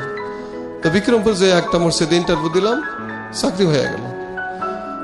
চাকরি হওয়ার পর ওখানে প্রায় 5 বছর চাকরি করতেছি। তো আমার একটি হলো, কাউকে ভালোবাসবো না, আমি সুন্দরী একটা মেয়ে দেখে আমার বাপ মার কথা মতো বিবাহ করব। ওইখানে আরেক ভুল হয়ে গেল। আমার আমার মা বাবা ভালো ভালো মেয়ে দেখে আমার জন্য, অনেক প্রপোজাল আসে, ভালো ভালো মেয়ে। ওদিক দিয়ে যে মসজিদে চাকরি করি, মসজিদের মতো আলী সাহেবের মেয়ে আমাকে দেওয়ার জন্য অস্থির। মেয়েটা কোনো দিক দিয়ে সামঞ্জস্যপূর্ণ না, আমি লেখাপড়া খুব কম, মাত্র 8 উঠছে, ছোট্ট মেয়ে, বিবাহ তারা দিবে এটা আমি জানতাম না, আর মেয়ের দিকে আমি তাকাইতাম না। হঠাৎ করে তারা, আমি কোনো বাড়িতে থাকি না, মসজিদেই থাকি, তো কোনো ভালো খাবার হইলে আমাকে পাঠিয়ে দেয়, জি, 1 গ্লাস দুধ, শরবত, এটা সেটা অরে দিয়া পাঠিয়ে দেয়। তো আমিও খাই। এইভাবে কি দিয়া কি করছে জানি না, প্রায় এইভাবে 1 বছর চলে। চলার পরে স্যার ওই মেয়ের প্রস্তাব তারা দেয় এক লোকের মারফত, যে আমার মেয়েকে হুজুরের কাছে বিবাহ দিতে চাই। তো আমি এক পর্যায়ে বলে ফেললাম, ওই মেয়ে আমি বিবাহ করবো, ওরে আমি তো চাকরি নিয়েও রাখি না, আল্লাহ মাফ করুক। হয়তো এই কথাটা আল্লাহ বেজার হয়ে গেছেন, চাকরি নিয়ে রাখোস না, আমি আল্লাহ দেখাই দেব। শেষে এমন হলো, কি দিয়ে কি করছে জানি না, ক্ষতিকারক কিছু নষ্ট থাকতে পারে, উপরি কালাম টালাম করে এমন হয়ে গেল। কত ভালো ভালো মেয়ে দেখায়, আমি মত না, আমি রাজি না। ওই মেয়ে বিবাহ করার জন্য আমি বাড়িতে এসে নিজে বললাম, আমার বাবার কাছে, মায়ের কাছে বললাম, মায়ে বললো বাবার কাছে। তখন বাবা দেখে আসলেন, বাবার কারো পছন্দ হয় না মেয়ে, ওর জন্য তো ভালো প্রস্তাব, এই মেয়ে বিবাহ করবে। তখন আমার কথা সবাই রাখতো, জানে যে মোটামুটি সব দিতে আরো ভালো জানে সবাই, আমার কথা ফালায় না। তখন আমাকে শাসন যদি করা হয়, আমাকে মার দেওয়া হয়, আমি কিন্তু ফিরা যাই। আমার কথা রাইখা বাবা কি করলেন, আল্লাহ ব্যস্ত নসিব করে আমার আব্বা আম্মাকে, আমার কথা রাইখা তারা বিবাহে রাজি হয়ে গেল। বিবাহের দিন ঘনায় আসলো, আমি শুধু শুধু আফসোস করি, আর মানে কি যে একটা অনুভব হয়ে গেল, ভাষায় প্রকাশ করতে পারবো না স্যার আপনার সামনে। আমি পাগলের মতো হয়ে গেলাম যে আমি কি বিবাহ করতেছি, বলতেও পারি না, বিবাহ করবো এটাও মানে নিতে পারি না। যথাসময় দিন গড়ায় আসলো, তার একটা টলার নিয়ে বিক্রমপুর থেকে, বিক্রমপুর মেয়ে, তারা প্রায় 70 জন লোক আসলো আমাদের বাড়িতে। তখন বিবাহের মজলিসে বসে আমাদের কাছারি ঘরে। তো আমার মন তখনও খারাপ। কাজী সাহেব বলতেছে বিবাহের জন্য আমাকে বলতে কবুল বলেন। আমি মাথার টুপিটা ওইখানে ফালাই দিয়া আস্তে থুইয়া ওই মসজিদে যাই বই রইলাম, আমি এই বিবাহ করবো না। তখনও ফিরে গেল, আমাকে বিপদে পায় না। আবার সবাই বুঝে শুনে, তো তারা যারা বিবাহ দেওয়ার জন্য আমাদের বাড়িতে গেছেন বরযাত্রী, তারা যদি রাগ করে উঠাইসে পড়ে যে আমাদের অপমান করলো বর, আমরা এর কাছে মেয়ে বিবাহ দিব না, তাইলে কিন্তু ঘটনা ঘটে না, পারবে যে তারাও উঠলো না। আপনি তো রাজি ছিলেন, আপনার ভিতরে হঠাৎ করে আবার এই ধরনের আসলো কেন? সেইটাই প্রশ্ন, যে ওই যে বললাম কি দেয়া কি করলো বলতে পারি না। ঠিক আছে, হঠাৎ করে এক পর্যায়ে মনে হচ্ছিল যে আপনি বিয়ে করবেন না প্রথম দিকে, তারপরে আবার রাজি হলেন নিজে নিজেই, তারপর আবার মনে হচ্ছে যে না বিয়েটা করা ঠিক হচ্ছে না, এরকম একটা দোনোমন অবস্থায় ছিল। জি স্যার, মানসিক। ওকে, তারপর আমাকে বুঝে শুনে আনা হলো, এক পর্যায়ে বিবাহ হয়ে গেল। বিয়ে আপনার বাড়িতে? আমার বাড়িতে। আপনার বাড়িতে কেন হবে? বিয়ে হলো তো মেয়ের বাড়িতে হওয়ার কথা। আমাদের দেশে কাবিনটা এই ছেলের বাড়িতে হয়, অনুমতি নিয়ে আসে। ও আচ্ছা, ঠিক আছে, ইন্টারেস্টিং। তারপর? হ্যাঁ, অনুমতি নিয়ে আসছে মেয়ের বাবা বিবাহ দিল। তো সাথে সাথে বর নিয়ে যায় শ্বশুরের সাথে বা লোকের সাথে মেয়ের শ্বশুর বাড়িতে। আমাকে নেওয়ার জন্য বলল, আমি গেলাম না, মনে খাটে নাই বউ, তখন আমি গেলাম না। সেই জায়গায় গেছি প্রায় 1 মাস পরে, মানুষের বলাতে না যেতে পারলাম না, কিন্তু আমার মনে অশান্তি। যাই হোক, ভাগ্যের লেখা খণ্ডে না স্যার, এরম করতে করতে 2টা মেয়ে আমার হয়ে গেল। প্রথম মেয়ে সুমাইয়া, 1 বছর পরে আরেক মেয়ে হয়ে গেল মরিয়ম। জি, তো সংসার জীবন কেমন ছিল? সংসার জীবন খুবই অশান্তি ছিল। ওরে ভালোবাসতেও পারতাম না, আবার ভুলতেও পারতাম না। আবার এরকম ভালোবাসা না দেওয়াতে ওরাও আমাকে ভালো জানতো না, ওরা আমাকে জামাই হিসাবে ভালো জানতো না, মানিয়ে নিতে পারতো না। এইভাবে মেয়েটার বয়স, বড় মেয়ের বয়স যখন 7 বছর, 1 বছরের ছোট মেয়ের বয়স 6 বছর, ওই স্ত্রীটাও নার্ভাস হয়ে গেছে, আমি ভালো ব্যবহার করি না। হঠাৎ একদিন, তারও দোষ ছিল না, সে আমার ভাত খাওয়ার জন্যই চেষ্টা করছে। আমারই মন ভালো না, যে কি করলাম, ব্যবহার ভালো করতে পারে, মাইট ধরে করি না, গালাগালি কোনোদিনই করি নাই। অন্তর থেকে একটা ভালোবাসা আছে না, ওইটা আমার সম্ভব হইতো না, কেমন যেন ভাব, উড়ো ভাব। হঠাৎ একদিন মেয়েটা ওর আব্বার কাছে বলে, আমি এর ভাত খাবো না। তার দিকে একটা ঘটনা ঘটে, ওইটা আমি ঘটনা ভুলে গেছিলাম। জি বলুন। ওই ঘটনা যদি আমি রাখতাম, তাইলে হয়তো ভাত খাইতো। কি ছিল ঘটনা? ঘটনাটা ছিল, ওর দুলাভাই থাকে ইতালি। আমার একদিন হঠাৎ বলে যে এই মসজিদে চাকরি করে এতে কাজ হবো না, ইতালি যেতে হবে। তখন ইতালি যাওয়ার জন্য আমি রাজি না। পাসপোর্ট করতে গেলাম, তখন দাড়ি আমি কোনোদিনই সাজি নাই, দাড়ি ফালাই দিতে হইব। পাসপোর্টের পরে রাখা যাবো, দাড়ি ফালাই দিব। তা আমি দাড়ি ফালাই ইতালি যাব না, আর ও ইতালি যাইব, ওরা একা চলে যাবো আমার ভাত না খাইয়া। তখন আমি দাড়ি ফালাইলাম না, ইমানের পরীক্ষা আল্লাহর রহমতে আপনাকে পাস করলাম, দাড়ি ফালাইলাম না। তো কিছুদিন পরে যাই হোক, ইতালি বাদ হইল, ইসলামী ব্যাংকে আমার একটা চাকরি হয়ে গেল। তো ইতিমধ্যে বিবাহ করার পরে ওই ডাবল টাইটেল পাস করলাম তাফসির বিভাগে, ফেকা গ্রুপে পাস করলাম, ট্রিপল টাইটেল, তুলারাম কলেজ থেকে BSS কমপ্লিট করলাম, ব্যাচেলর অফ সোশ্যাল সায়েন্স। তো এগুলোতে আমার চাকরি হয়ে গেল। 49 জন পরীক্ষা দিছিল, এটা গ্রেড 3-তে প্রফেশনাল অফিসার পদে। 2টা লোকের চাকরি হলো, একটা আমাদের ডক্টর বলা হয়, ফেকা নিয়ে পাস করলে আমাকে ডক্টর ধরা হইলো আরবিতে, তাকে ওই হিসাবে আমি পাস, ডক্টর একটা লাইন আছে, তার 2টা চাকরি হইলো। ভালোই বেতন পাইতাম স্যার, গাজীপুর ব্রাঞ্চে ছিলাম। এই অবস্থায় ইতালি যাইবই, এই বেতনে তার হবে না। ওই সময় কম পাইতাম, হয়তো 18,000, এখন অনেক বেতন হয়ে গেছে, অনেক বছর আগের কথা। হঠাৎ একদিনে ভাত খাইব না, আমি ভাত খাইব না, কি তোমার কি হয়েছে? ওই দিন ভাত খাওয়ার কথা আমার বলে নাই। আমি তো, কি হয়েছে তোমার, এমন করো কেন? কয়, আপনার কি আছে? আমার দুলাভের 5 তলা বিল্ডিং আছে, আপনার কিছুই নাই, ইতালি যাইবেন, নাহলে আমি ভাত খাবো না। মনটা আমার বেজার হয়ে গেল, কিন্তু আমি দাঁড়ি চাষা সম্ভব না, ইতালি যাব না। আমার ব্যাংকে যা পেয়ে এতে চলে যাবো, আল্লাহ চালাইবেন। দেখেন স্যার, হঠাৎ করে একদিন ও ভাবছিল আসলে আমি তো, এটা ওর দোষ না, তারও দোষ না মনে হয়, ভাবছিল আমি তাকে আনবো আবার। হঠাৎ করে ভাত খাইব না কইয়া তাদের বাড়িতে, অন্য কোথাও জানি তার ভাইয়ের বাড়িতে চলে গেছে। তো ভাইয়ের বাড়িতে যাওয়ার পরে এক পর্যায়ে তার বাপের বাড়িতে চলে গেছে। আশাই ছিল আমি যে আনবো। তো আমার যে ছিল, স্যার তুমি রাগ করে গেছো, আমি তোমার পাঠাই নেই, ইচ্ছা করে আসবা। আর বিক্রমপুরা মেয়ে তো অত্যন্ত জিদ, তার জিদ ছিল আমাকে সে আইসা নিবে না, আমি যাব না। এটা করে খেলতে খেলতে আর আসলো না। তখন স্যার আমার একটা মেয়ের বয়স 7 বছর, একটা মেয়ের বয়স 6 বছর। দুঃখ, এমন দুঃখ। মেয়ে দুটো কোথায় ছিল, আপনার কাছে ছিল নাকি মা নিয়ে? মেয়ে দুটো আর নেয়, ওদের ফালে গেছে, চলে গেছে। ওদের ফালায় চলে যাওয়ার পরে আমার কাছে রইলো। তখন আমি এমন চিন্তা ভেঙে পড়লাম, আমার কিচ্ছু ভাল লাগে না, মানসিক অবস্থা খুব খারাপ হয়ে গেল। যে একটা হোঁচট খেলাম আমি আমার স্টুডেন্ট লাইফে, আমি তো প্রেম টেম বুঝি না, একটা ধরা খেলাম, একটা বদনাম হইল। ওই বদনাম এখনো কুলে উঠতে পারি নাই। সবাই খারাপ জানে আমি একটা কাম আমি করছি করে মনে করে তারা। আজকে আমার ওয়াইফ চলে গেল, এটা আর একটা বেশি বদনাম, আমার অবস্থা হবে কি? এই জন্য আমি ভেঙে পড়লাম। আমার অসুখ হয়ে গেল, প্রেশার হয়ে গেল, মাথা ব্যথা হয়ে গেল। আমার চাকরি করা সম্ভব হলো না। ইসলাম ব্যাংক থেকে পর্যায়ক্রমে ভুল করতে করতে করতে করতে এক পর্যায়ে বাদ করে গেলাম। বাদ করে মেয়ে দুটা লিয়া ইমামতি শুরু করলাম। কোথায় রাখবো, কার কাছে রাখবো, মনে মানে না। ওর মা নাই, থাকতেও নাই, ইতালি চলে গেছে ওকে ফালাইয়া। উনি ইতালি চলে গেছে? ইতালি অলরেডি চলে গেল ওর দুলাবের সাথে, এখন ইতালি আছে, ওখানে বিবাহ পড়ছে, একটা মেয়ে হয়েছে। আমাকে ফোর্স লেটার পাঠিয়ে দিছে। আগাই আমরা সামনের দিকে। তো মেয়েটাকে নিয়ে কি করলেন আপনি, মেয়ে দুটোকে নিয়ে? মেয়ে দুইটা নিয়ে স্যার যে কি কষ্ট করলাম, ওদের নিয়ে ইমামতি শুরু করলাম। তো একজনের ভাতই তো দেয়, যাদের দয়া হয় যে হুজুরের দুটো মেয়ে নিয়ে আসে। মেয়ে একটা 7 বছর 6 বছর আমার কাছে থাকে, তো যার দয়া হয় একটু ভাত বাড়াইয়া দেয়। আর যেই না করে ওই একজনেরই দেয়। আমি না খাই, আমি খাওয়াই, আবার চাইয়া খাওয়াই না। আমার দুটো মেয়ে আছে, কিছু এমনি মানসিক অবস্থা ভালো না, খুবই খারাপ। আমি সরি ইন্টারাপ্ট করছি, আমি অনেকক্ষণ ধরে শুনছিলাম। এই জায়গাটা আমার একটু কিছু বলার আছে। প্রথমত হচ্ছে যে এটা আমার একদম ব্যক্তিগত অভিমত, এবং এটা শুধু ব্যক্তিগত না, যেহেতু আমরা ধর্মপ্রাণ সবাই, আমরা জানি যে এটা অনেকেরই মতামত। তবে এটা ঠিক যে আমরা এক্সারসাইজ করি না বিষয়টা।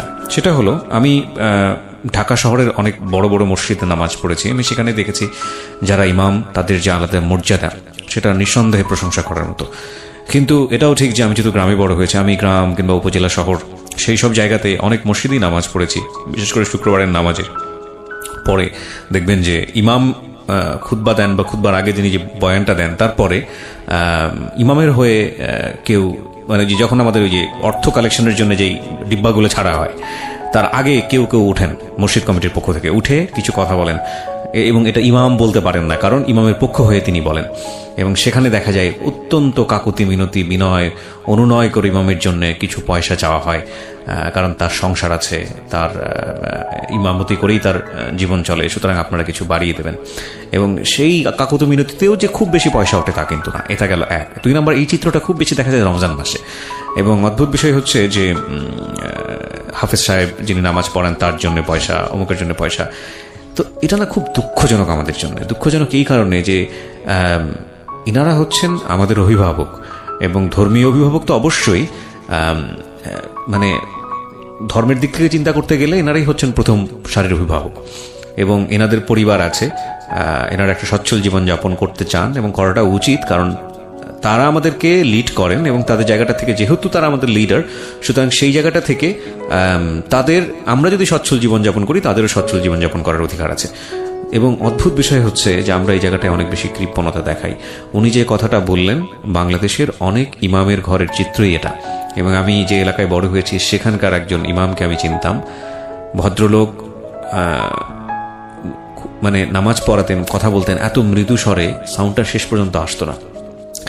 আমার দেখা একটা কথা আছে যে ওই আশেপাশের মানুষজন যাকে ভালো বলেন, সৃষ্টিকর্তাও নাকি তাকে ভালো বলেন। আমার দেখা অসম্ভব ভালো, সৎ একজন মানুষ। এবং জীবনে কোনোদিন এত বিপদগ্রস্ত থাকলেও বা এত কষ্টে থাকলেও কখনো আমি দেখেছি এরকম যে এই ভদ্রলোক ঠিকমতো খেতে পায় না। এবং আমি তখন এসএসসি পরীক্ষার আগের গল্প বলছি, এবং মানে পেটের সাথে পিঠ লেগে যাচ্ছে এরকম একটা অবস্থা।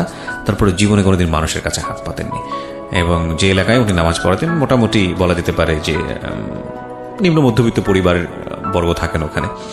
এবং এরকম অনেক ইমাম আছেন যারা আমাদেরকে এক অর্থে বলা যেতে পারে সুন্দর একটা জীবনের স্বপ্ন দেখান।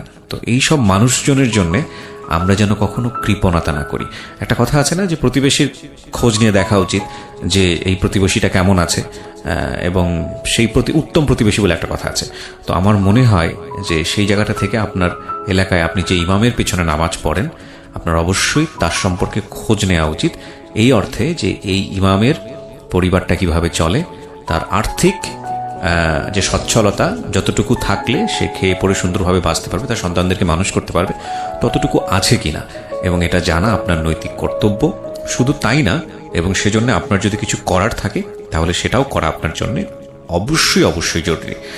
এবং আমি যে কথাগুলো বললাম আমার মনে হয় যে এগুলোর সাথে আপনারা সবাই কম বেশি পরিচিত। এই যে ইমামের যে জীবনযাপনের টানা পড়েন। জি, আপনার গল্পে আমি ফিরে যাই। আমি একটু সময় বেশি নিলাম, হয়তো এতে অনেকেরই বোধোদয় হবে আর কি। আপনার কথা শুনে মনে পড়লো। জি, তো একটু যদি ভাত বেশি দিত সেখান থেকে আসি। হ্যাঁ, এইভাবে চলতে লাগলো। লজের সময় আমার চলে গেছে যে আমার মেয়ে তো এটা না খেয়ে থাকে, সমস্যা। আর যারা ইচ্ছা করে দেয় ভালো। তো আরেকটা করুন শব্দ হইলো, কাহিনী হলো, স্যার আমি ওরা আমার সাথেই থাকতো। রাত্রে কোথায় দেবো মেয়ে দুইটারে, আমার সাথেই থাকতো। তো অনেক জায়গায় ওয়াজ করতে তো দাওয়াত পাইতাম না, তো ছোটখাটো পাইতাম, ওয়াজ শুনতেই যাইতাম। ওয়াজ মাহফিলে আমি চলে যেতাম, এটা আমার আব্বার ছিল আর কি। দুইটা মেয়েরে তালা মাইরা রাইখা আমি চলে যেতাম। কোনদিন আইসা দেখতাম মেয়ে দুইটা কাঁদতেছে, ভয়ে কাঁদতেছে, আব্বা আব্বা আব্বা করে। আবার কোনদিন আইসা দেখতাম মেয়ে দুইটা প্রস্রাব পায়খানা করে দিয়েছে, আইসা পরিষ্কার করতাম। তো হঠাৎ করে ওরা আমি না থাকলে ওদেরকে দেখাশোনা করতো। পাশের বাড়ি একটা মেয়ে ভাত খাওয়াইতো, নিয়া যত্ন করতো। আবার ওই মেয়েটা এক বাপের এক মেয়ে, ওর সন্তান নেই, মেয়েটা পালতো, পালককে মেয়ে। মেয়েটা খুব ভালো ছিল, ভাত খাওয়াইতো নিয়া।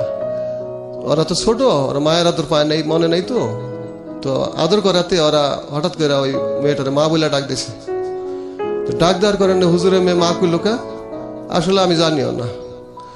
হুজুরের মেয়ে মা বললো কেন, কোনো ফ্যাক্ট আছে, এই হুজুরে রাখা হবে না। আমার চাকরিটা চলে গেল। তখন মেয়েটা করলো না, হুজুরের দোষ না, হুজুর আমাকে কোনো দিনে কিছু বলে নাই। হুজুরকে রাখাবে না মানে হুজুরের ইমামতি, চাকরি শেষ। হুজুরের মেয়েকে মা বললো কারণ হুজুরে নাকি তাহলে বিবাহ করবে, হয়তো হুজুরের সাথে তার কোনো সম্পর্ক আছে। তুমি এটা বললো হুজুরে আমার কোনো দিনও কোনো কথা বলে নাই, আমি এটা ভালো লাগে আমি ওকে খাওয়াই। আর ওরা ছোট্ট মানুষ ভুলে হয়তো মা বলছে আমার। Most tragic story ever. বলেন তারপর। আমার চাকরিটা চলে গেল। চলে যাওয়ার পরে দুজন লেগে কই যাবো, তখন মেয়েরা রাস্তা দিয়া বিকেল হয়ে গেছে। দোনো মেয়ে আমার জিজ্ঞাবা, আব্বা আমার কি আমাকে বেড়ারে খেদাই দিছে?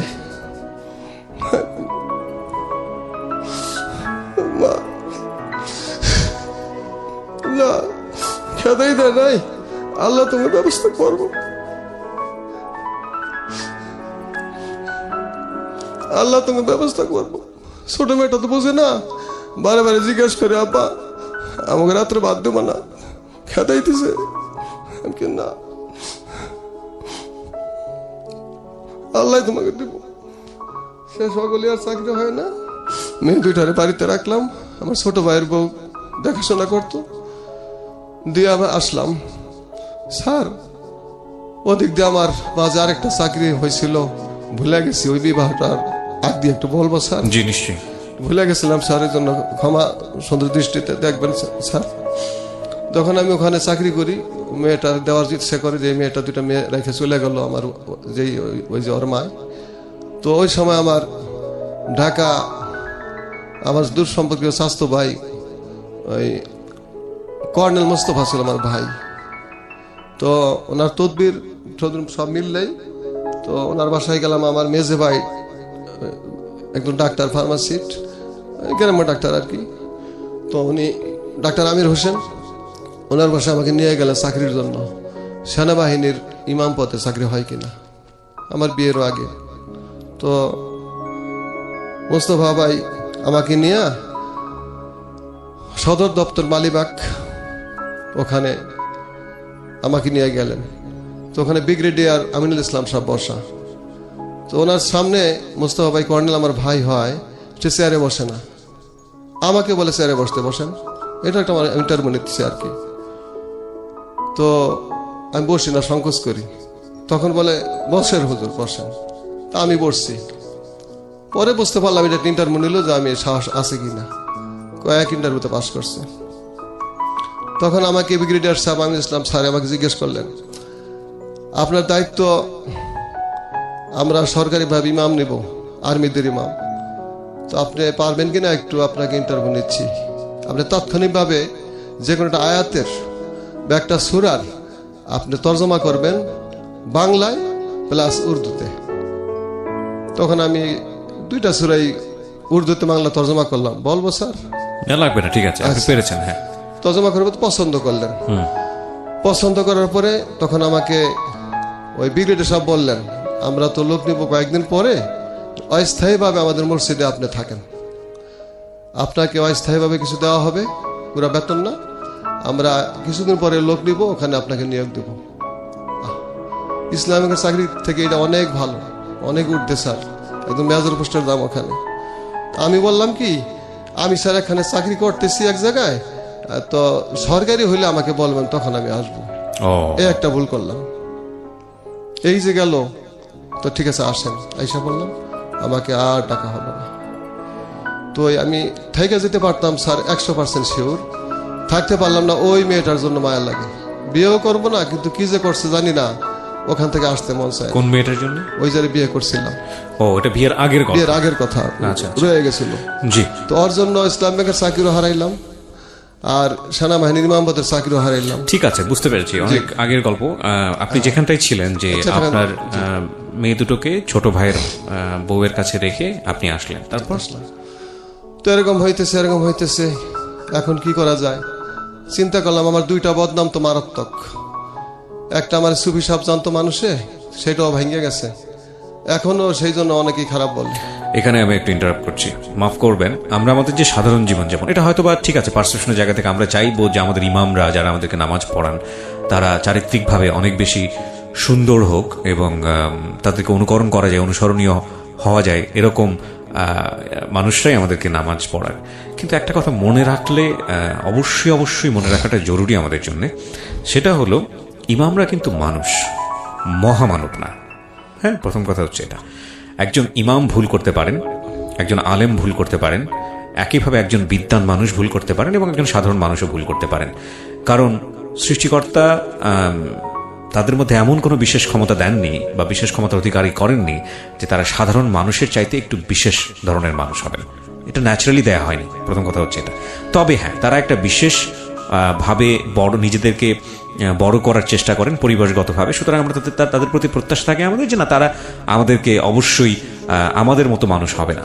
এটা কিন্তু মানে আমাদের পারসেপশনের জায়গা থেকে এটা একটা পারসেপশন, ঠিক আছে, কিন্তু এই পারসেপশনটাই যে 100% কারেক্ট পারসেপশন, সেটা পারসিভ করাটা কিন্তু একটা বড় রকমের ভুল। এবং আপনি দেখুন যে ওনার যেই ঘটনাটা উনি বলছেন, এটা আমার জায়গা থেকে শুনলে খুব হাস্যকর লাগে যে একটা মেয়েকে, মানে আমাদের মতো সাধারণ মানুষ যারা ইমাম না, সেই অর্থে বলছি, যে একটা মেয়েকে এক অর্থে তার একটা প্রস্তাবে রাজি হয়ে উনি যেটা বলল যে একটা চুমু খাওয়ার অপরাধে তার ওই সময়ের জীবনের যে অধঃপতনটা তার জীবনে চলে আসলো। এবং এটা একটা, আরেকটা হচ্ছে যে সংসার জীবনে তার স্ত্রী তার আর্থিক সচ্ছলতা না থাকার কারণে তিনি স্বেচ্ছায় তার সন্তান এবং তার স্বামীকে রেখে ইটালিতে চলে গেলেন।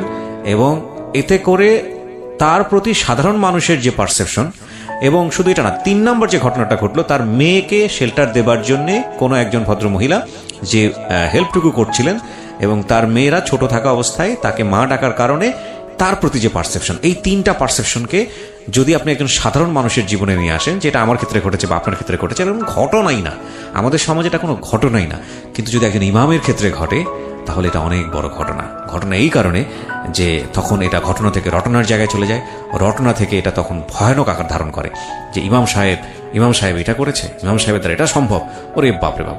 কিন্তু একটা কথা অবশ্যই মনে রাখাটা জরুরি যে এই ঘটনা দ্বারা যখন ইমামকে একজন জাজ করা হচ্ছে, তখন একজন সাধারণ মানুষ হিসেবেও তাকে জাজ করা উচিত। এবং সেই উচিতের জায়গাটা থেকে যখন আপনি দেখেন যে না, এটা আসলে তেমন সেই রকমের বড় কোনো অপরাধ না, যে অপরাধের কারণে তার ইমামতি চলে যেতে পারে, যে অপরাধের কারণে তার চাকরি নিয়ে নেওয়া যেতে পারে, যে অপরাধের কারণে তার সন্তানের রুটি রুজি, যেটা তাদের মুখে যে ভাতটুকু যায় সেটুকু কেড়ে নেওয়া যেতে পারে, মানুষ হয়ে রিয়্যাক্ট করাটা কিন্তু খুব জরুরি। হ্যাঁ, এবং এটা আমরা অনেক সময় করি না দুর্ভাগ্যবশত। আজকে আমি জানি না, আমার প্রথম থেকেই মনে হচ্ছিল যে এই যে গল্পটা আজকে এখানে উনি বলতে আসছেন সেটা তেমন ইম্পর্টেন্ট কোনো গল্প মনে হবে না, বাট আমার খুব ভালো লাগছে যে যে কমিউনিটিকে নিয়ে আমি কথা বলছি বা যে মানুষদেরকে নিয়ে আমি কথা বলছি, তাদেরকে নিয়ে আমাদের মেইন স্ট্রিম সমাজে খুব একটা কথা বলা হয় না, খুব দুঃখজনক হলেও সত্য। এবং আমি জানি না যে আজকের এই রেডিও অনুষ্ঠানে বসে আমার কিছুটা সুযোগ হয়েছে এই মানুষরা যারা আমাদের প্রতিদিনের জীবনে অত্যন্ত গুরুত্বপূর্ণভাবে জড়িত, তাদেরকে আমরা যেন আমাদের সাধারণ জীবনযাপন যেটা, সেখানে কতটুকু সম্মান করতে পারি, সেই জায়গাটায় কিছুটা হলেও দৃষ্টি দেবার। জি, আপনি যেখানে ছিলেন যে আপনার মেয়ে দুটোকে রেখে আপনি একটা জায়গায় আসলেন, তারপরে বাড়িতে রাইখা আমি আসলাম, মেয়ে দুটা বাড়িতে, তো অন্য জায়গায় ডেরবো দিলাম। মন মানুষ তো ভালো নাই, তোর ভালো হইলো না, চাকরি হইল না, তখন খুব কষ্টে, পকেটে টাকা নাই, পয়সা নাই, কি করি। এক বন্ধুর মসজিদে চাকরি করে ওখানে গেলাম, রাত কাটাইলাম। তারপরে সে একটা খোঁজ দিল আরেক জায়গায় একটা ইমাম নেবে। জি। তো সামনে রমজান মাস আসতেছে, বেশি বাকি নাই, চাকরি না হইলে আমার পকেটে একটা টাকা পয়সা নাই, কি করব। তখন ওখানে ইন্টারভিউ দেওয়া হলো, সভাপতি খুব ভালো ছিলেন, আমার চাকরিটা মোটামুটি ছোট এক মসজিদে হয়ে গেল। ঢাকার বড় মসজিদ না, প্রত্যন্ত গ্রাম অঞ্চলে, গঙ্গানগর করেন নাম, নারায়ণগঞ্জের মধ্যে, আচ্ছা, বক্তবলী এলাকায় চাকরি হওয়ার পরে তো তারাবির নামাজ তো আর ছুটি নেই, একটা মাস থাকতেই হবে। আমার স্যার মনটা দিন রাত কলিজার টুকরা টুকরা হয়ে যেত মেয়ে দুটা বাড়িতে। আর মা নাই, ছেড়ে গেছে, মা থাকতেও নাই, আমিও নাই। কাঁদতাম মাঝে মাঝে, আল্লাহর কাছে কাঁদতাম যে আল্লাহ তুমি একটা ব্যবস্থা করো, টাকা পয়সা তো নাই, ওই তুমি সংসার জীবনে একটু শান্তির ব্যবস্থা করো। আর মা ডাকতে পারে, হয়তো সেদিনকার সেই রমজানের কান্না আল্লাহ কবুল করছেন। একটা মাস পরে বাড়িতে গেলাম, রমজানে ওখানে প্রায় 10,500 টাকা পাইলাম, অনেকদিন আগের কথা।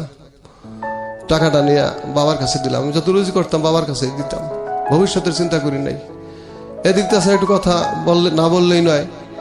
তো আমি যদি ওই সময় থেকে টাকা জমা করতাম, এখন আমার খাতে 20 লক্ষ টাকা থাকতো, কিন্তু আমার কাছে 20 টাকাও থাকে না। আমি স্যার একটাই করছি যে মা খুশি হইলে আল্লাহ খুশি, বাবা খুশি হইলে আল্লাহ খুশি। জি, এই জন্য আমি যাই রুজি করছি ইসলামী ব্যাংকে চাকরি করার পরে। এটা তো বলাও আছে আমাদের ধর্মে যে পিতা মাতাকে জীবিত অবস্থায় পেল কিন্তু খেদমত করতে পারলো না, তার চেয়ে আর দুর্ভাগ্যবান পৃথিবীতে কেউ নেই। হ্যাঁ, এবং এটা আমাদের সৌভাগ্য যদি আপনি আপনার বাবা মাকে পেয়ে থাকেন, এবং তাকে সে পাগল হোক, সে খারাপ হোক, মন্দ হোক, আপনার চোখে যাই হোক না কেন, সে আপনার পিতা এবং সে আপনার মাতা, এবং সে আপনাকে লালন পালন করেছে। যদি করতেও না পারে তার সামর্থ্য অনুযায়ী, যদি অন্যায়ও করে থাকে আপনার জন্য, তবুও আপনার জন্য এটা একটা সুযোগ তাদের সেবা করার। এবং এটা যদি আপনি না করেন তাহলে আপনি দুর্ভাগ্যবান। এটা আমার কথা না, এটা আমাদের ধর্মের কথা। জি, ধন্যবাদ স্যার। এদিক দিয়ে আল্লাহর রহমত, আপনি কিন্তু আমার এত সৌভাগ্য হয়েছে, আমি মা বাবার খেদমত প্রাণ ভরা করছি, না খাইয়া খাওয়াইছি, এই টাকা পয়সা সব ব্যয় করছি মা বাবার খুশির জন্য। কোরআন হাদিসে আছে মা বাবার খুশিতে আল্লাহ পাকের খুশি, সব ভাঙছি। আমার মা খুশি হবেন, বাবা খুশি হবেন, আল্লাহ।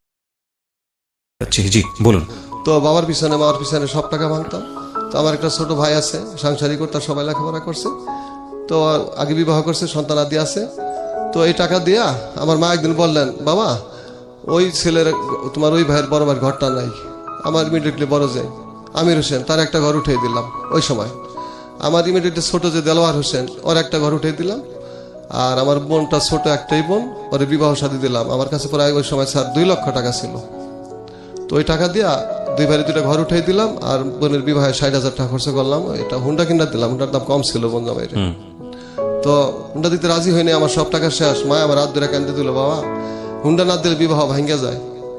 আমি টাকা তা করবো কি, আমার মায় কান্দে, আমার মায়ের চোখের পানি আল্লাহ কবুল করবেন, আমি টাকা দিয়ে দেই হুন্ডা কিনতে, আল্লাহ দিবেন। টাকা দিয়ে দিলাম। ওই সময় স্যার জমিনের দাম, আমি যেখানে থাকি 10,000 টাকার শতাংশ, আমি 2 লক্ষ টাকা দিয়া 20% জমিন কিনতে পারি। আজকে তার দাম আছে 1 শতাংশ স্যার 5 লক্ষ টাকা। তো 1 কোটি টাকার মালিক থাকতাম। তো আল্লাহর খুশির জন্য মা বাবার দিয়ে সব টাকা শেষ করছি। যাই হোক, ওইবার 10,500 টাকা পাইলাম, যে বাবার কাছে দিলাম, বাবা খুব খুশি হইলেন। তো দিন যায়, এরকম যায় কি করা।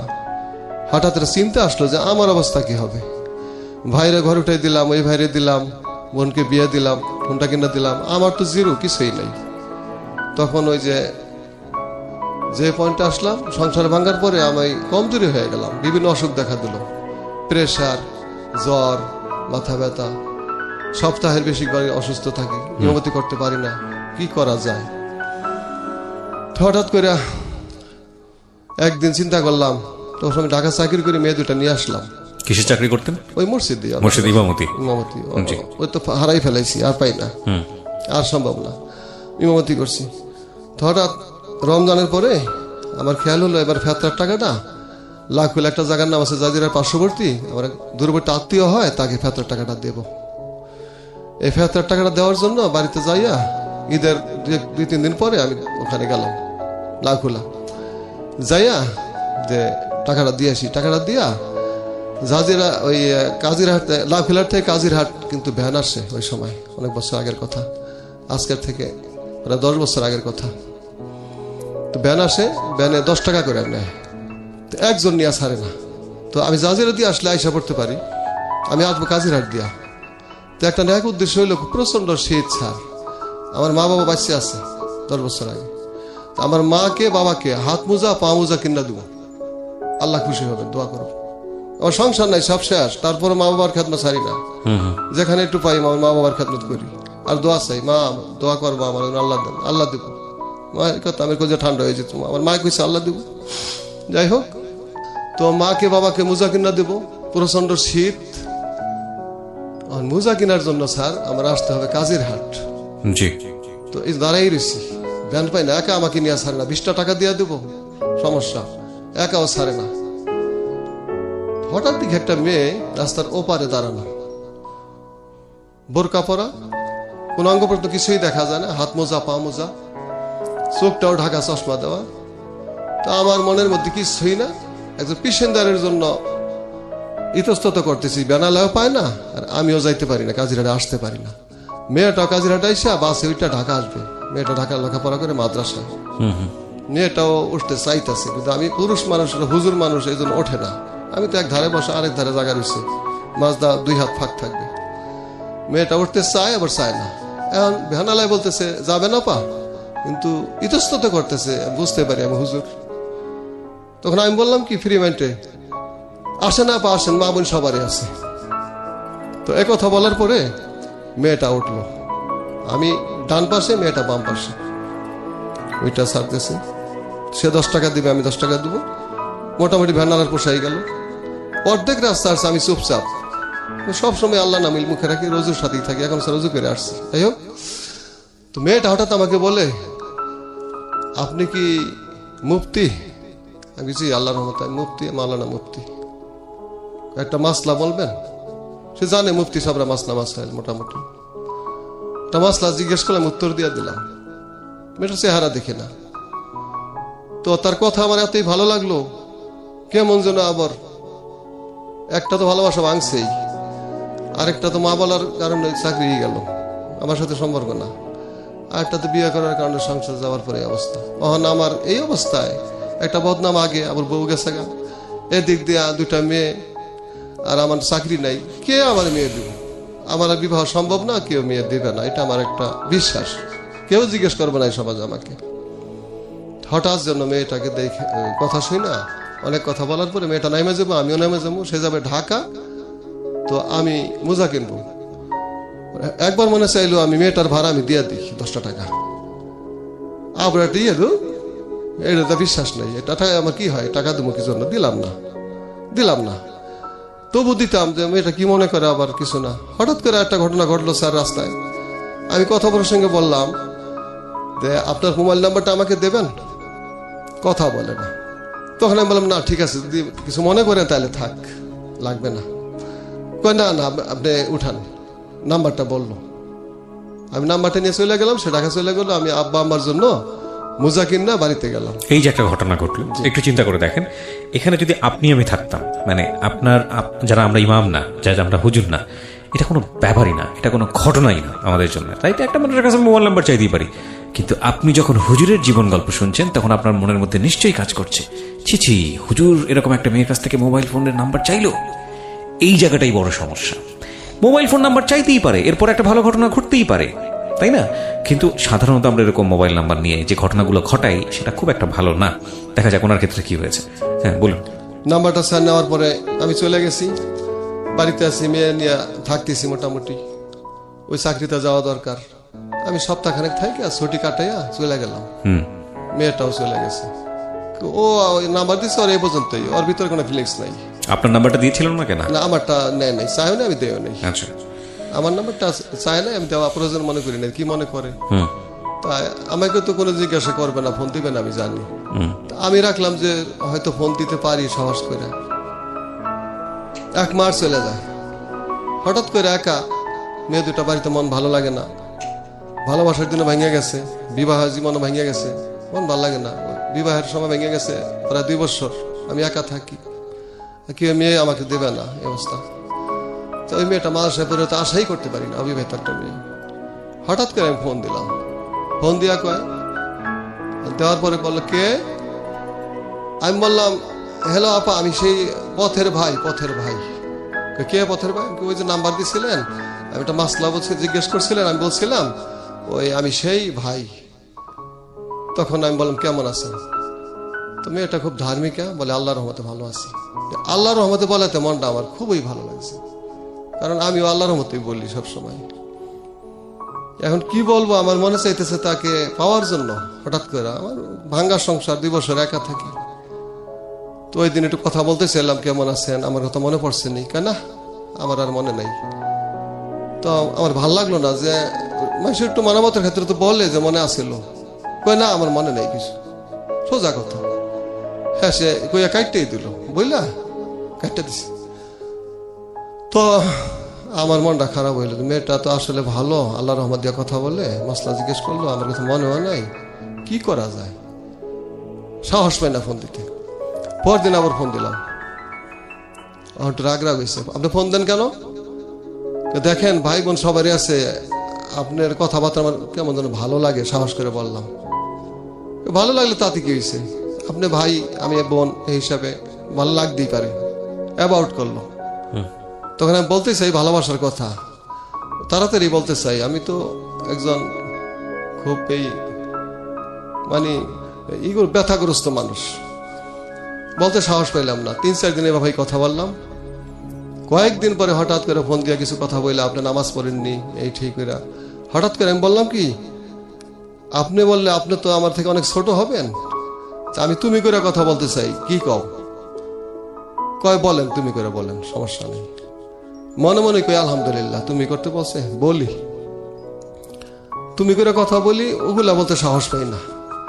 এদিকে দিকে কথা বলে ঘুরে বলি কি, আচ্ছা তুমি আমাকে তুমি করে বলো। কয় ইট ইজ ইম্পসিবল, এটা সম্ভব না। আমি খাইছি। ইংরেজি জানো? পড়ো কোথায়? আমি হাফজা শেষ করছি, দাখিল পরীক্ষা দেবো, মানে মেট্রিক পরীক্ষা দেবো। তখন ভিতরে ভয় হয়ে গেল। আমি যতই লেখাপড়া থেকে ট্রিপল টাইটেল বা বিএসএস, আমি তো বিবাহিত, 2টা মেয়ে আছে। এই মেয়ে তো সম্ভব না কোনোদিন, বয়স আমার থেকে অনেক কম। ভালোবাসার কথা কেমনে বলি, ভালো লাগে না। জুমার দিন আসলো, শুক্রবার জুমা পড়াইলাম, বক্তব্য তেমন দিতে পারলাম না। সবাইকে হুজুর এমন করে কথা কয়, তার বক্তব্য ভালো রাখে, আজকে এমন কেন? কিন্তু কারকে বুঝাইবো স্যার, এ বলার কোনো মানুষ নাই তো, কারো কাছে বলতে পারি না। শনিবার দিন অনেক কষ্ট করে কাটে, আর রাত 10টার দিকে ফোন দিলাম। তখন মেয়ে কথা মনে কষ্ট, ওরা কেমন আছে, বড় মেয়ে সুমাইয়া, ছোটলা মরিয়ম। ফোন দিছি, অলরেডি ফোন ধরে না। কয়েকবার দেওয়ার পরে ধরছে, আপনি আমাকে ডিস্টার্ব করলেন, আমি ঘুমে আছি। তখন অনেক কথা বলার পরে, দেখো আমার তো ঘুম আসে না। তখন বলে আপনি কি বলতে চান? আমি অত কিছু বুঝি না, আমি তোমাকে ভালোবাসি। আপনি বললেন? আমি ঠাস করে বলে ফেলাম, কথা বলে না। ফোন কাটা দিছি, আবার দিছি, কাটা দেয়, আবার দিছি, কাটা দেয়। রাত্রে ঘুম হইল না, কি করি? এই আর মন যায়। এটা সম্পর্কে জানতেন আপনি, মানে কোথায় থাকে, কি করে, পরিবার সম্পর্কে জেনেছেন? ডিটেইলস, ঠিকানা এটা আগে বের করে কথাবার্তা হয়েছে। ওই লাখুলেই তাদের বাড়ি। এবং এটা কি মানে আপনি যে তাকে প্রপোজটা করলেন, একটা বিশাল বয়সের গ্যাপ ছিল, অবশ্যই অনেক বড় গ্যাপ। এবং আপনার সম্পর্কে সে কি জানতো যে আপনার দুটো মেয়ে আছে, এর আগে একটা বিয়ে হয়েছে? কিছুই জানে না। বিয়ে করছি, মেয়ে আছে, কিছুই জানে না। ওকে। হঠাৎ মেসেজ পাঠাইলাম, মেসেজ কিছু কথা লেখলাম, ওইটা পইরা কিছুটা নর্মালে আসলো। ফোন দিলাম, মতো ধরলো। তখন ফোনে বলে যে দেখেন, এটা তো আমাকে অনেক ছিল অফার দিছে এ পর্যন্ত, মেয়ে খুব সুন্দরী এবং খুব ভালো, খুব ন্যাক্কারিনী, তো আমাকে অনেক ছিল অফার দিছে, আমি অ্যাভয়েড করছি, আমি এটা করবো না কোনোদিন। আমার আব্বা আমা যেখানে আমাকে দেন ওখানেই যাবো, লুলা একটা ছিল হোক। তখন আমার মধ্যে এই ফিলিংস কাজ করলো, স্যার মেয়েটা তো আসলেই ভালো, হায় হায় রে, আর আমি কি করলাম? তখন মন ভাল লাগে না, যে করে হোক এই মেয়েটা যদি পাইতাম আমার সংসার হয়তো সুখের হইতো। এটা আল্লাহর তরফ থেকে একটা কল্পনা আসলো, কিন্তু আকাশ পাতাল ব্যবধান, কি করে হয়। পরে ফোন দিলাম, এখন একটু একটু কথা হয়, 1 মাস চলে গেছে, কথায় দেখি সে একটু একটু রাজি। তখন আমাকে জিজ্ঞেস করে যে আপনি বিবাহ করছেন? আমি মিথ্যা কথা না বলে বললাম, অ্যাভয়েড করলাম, যেটা সেটা পরে। শ্রোতা শুনছেন জীবন গল্প ঢাকা FM 90.4-এ। আমি আরজি কিবরিয়া আপনার সঙ্গে রয়েছি। আজকের এই জীবন গল্পটা একটু অন্যরকম, প্রথমেই বলে নিয়েছিলাম। তার কারণটা হচ্ছে আজকে যিনি জীবন গল্প বলছেন তিনি মূলত মাওলানা, এবং তার জায়গাটা থেকে আসলে তার নিজের জীবনের ভুল বলি বা তার নিজের জীবনের যে একটি অধ্যায় যেটা তাকে পুরো জীবন জুড়েই কষ্ট করে বয়ে বেড়াতে হচ্ছে, সেই রকম একটা জীবন গল্প। সাধারণত আমাদের অনুষ্ঠানে এরকম জীবন গল্প আসে খুব কম। জীবন গল্পের জায়গা থেকে আসেনি, সিক্রেটস আমরা পেয়েছি, এরকম সিক্রেটস আমরা বহুত পেয়েছি, কিন্তু জীবন গল্পের জায়গা থেকে এখন পর্যন্ত আসেনি। তো সেই জায়গাটা থেকে এটা খুব ইউনিক আমি বলবো। আর আমাদের এই অনুষ্ঠানে যে কেউই আসতে পারেন, আমরা সবসময়ই বলি আপনি যদি আসতে চান প্লিজ আমাদেরকে ফোন করবেন। আমাদের ফোন নম্বরটি হচ্ছে 09611904904। আমি আবারও বলছি 09611904904। ওকে, আমি কথা না বাড়িয়ে আমার যিনি গেস্ট তার কাছে আবারও ফিরছি, যেখানটায় আমি ছিলাম। বলুন তারপর। হঠাৎ দেখি ভালোবাসায় পড়ে না, আমি অনেক কিছুই বলি, কোনো কথার উত্তর দেয় না, কাইটা যায়। আমার একটু লেখালেখির অভ্যাস এখনো স্যার আছে। আমি হঠাৎ করে কোনো কবিতা বা সুর দিয়া গজল বলতে পারি, গানও বলে হালাইতে পারি আর কি। তো আমি ওকে 2-3টা লাইন হঠাৎ করে ফোনে বললাম। ও বলাতে, সুরটা দেওয়াতে তার মনের মধ্যে ভালো লাগলো। ভালো লাগে, তার বড় বোনকে বললো যে এক হুজুরের সাথে পরিচয় হয়েছে, সে এমন সুন্দর করে গজল বলে, গজলে আমার মনটা ভালো লাগে। তো ভালো লাগার কারণে আস্তে আস্তে ভালো লাগতে হঠাৎ করে সে রাজি হইল যে আমাকে ভালোবাসে, কিন্তু আমি চেহারা দেখি নাই, আমাকেও দেখে নাই। চলে গেল প্রায় 2 মাস। তো আমাদের বাড়ি জাজিরা, ওদের বাড়ি লাখুলা, ডিস্টেন্স 3 থেকে 4 মাইল হবে মাত্র। আমাকে একদিন বললো আপনাকে একটু ভালো করে দেখবো। ওদিন তো আর ওইভাবে আমাকে দেখে নাই, আর আমি তাকে দেখেই নেই। তো দেখা করবে তো জাজিরা বাজারে, জাজিরা কলেজ। আমি বললাম ওই কলেজের ওখানে একটু থাইকো। তো আমি ঢাকার থেকে গেলাম, বাড়ি থেকে মেয়েদের সাথে দেখা করে ওখানে গেলাম। তো আমি তার চিনি না কে, তখন দেখলাম দাঁড়াই রয়েছে। তখন কিভাবে জিজ্ঞেস করি, ফোন দিয়ে দেখি ওইটা বাজে, তখন ভাবলাম সে। তখন সমাচার জিজ্ঞেস করলাম, কিন্তু মুখের কাপড় সে উঠাবে না, খুব পর্দানিশী মেয়ে। তো মুখের কাপড় উঠাইলো না, আমিও দেখার চেষ্টা করলাম না, দরকার কি। তো মুখের কাপড় না, মানে তাকে না দেখেই আপনি এক অর্থে ভালোবাসেন? জি। ওকে। ওই হাত পায়ে মোজা, খুব পর্দানিশী, মুখের কাপড়টা আমাকে দেখাইলো না, এতই পবিত্র ভালোবাসা। কিন্তু ওই চশমা চোখে দিছে, এখানটা একটু দেখলাম, তাতে বুঝতে পারলাম যে আসলেই সুন্দরী হবে, বুঝা নিলাম। আমি মনে করলাম সুন্দরী বা কালো যাই হোক, আমার তো সংসার দরকার, আমি তো সংসার নাই, কি করা যায়। এইভাবে ভালোবাসা হইল, পবিত্র ভালোবাসা। তারে ভালোবাসলাম, সেও বাসলো। হঠাৎ করে একদিন বললাম, তার নাম আয়েশা, আয়েশা একটা কাজ কিন্তু হয়েছে, আমাকে ভালোবাসছো, আমি বাসছি। আমি কিন্তু আগে বিবাহ করছি, 2টা মেয়ে আছে, স্টার্টিং প্লাস ফিনিশিং স্যার সব বললাম। বলার পরে তখন একটু ইতস্তত করলো এইটা। তখন আমি বললাম এখন কি করবা, দেখো আমাকে ছেড়ে যাইবা। তখন ভাবটা একটু অন্যরকম হইল। তারপরে বললো যে না, মন দিয়া দিছি, কথা বলছি, যদিও চেহারা আমাকে দেখেন নাই, আপনি ভালোবাসছেন না দেখে, আপনার ভালোবাসা পবিত্র, তাইলে বাড়ছি।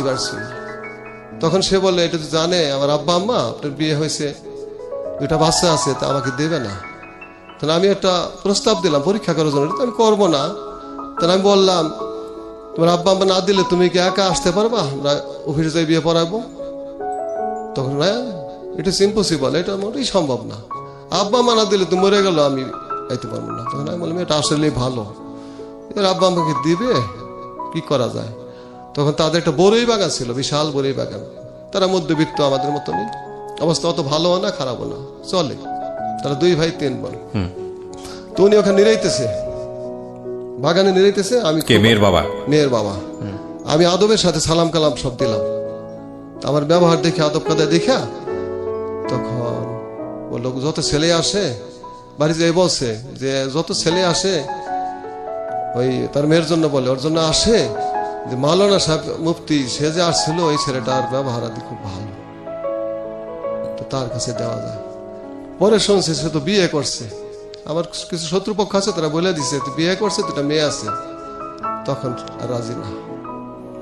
তখন মেয়েটা অন্য জায়গায় বিবাহ ঠিক হয়, ছেলে পেলে আসে দেখতে, তার আব্বা আম্মা অন্য জায়গায় দিবে, মেয়েটা অন্য জায়গায় বসবে না। তখন একদিন ফোনে আমাকে মেয়েটা বলে যে, দেখো তোমার দুটা মেয়ে আছে, বিবাহ হয়েছে, আমি কখনোই রাজি হইতাম না, আমি তোমাকে একটা পরীক্ষা করছি চারিত্রের দিক দিয়া।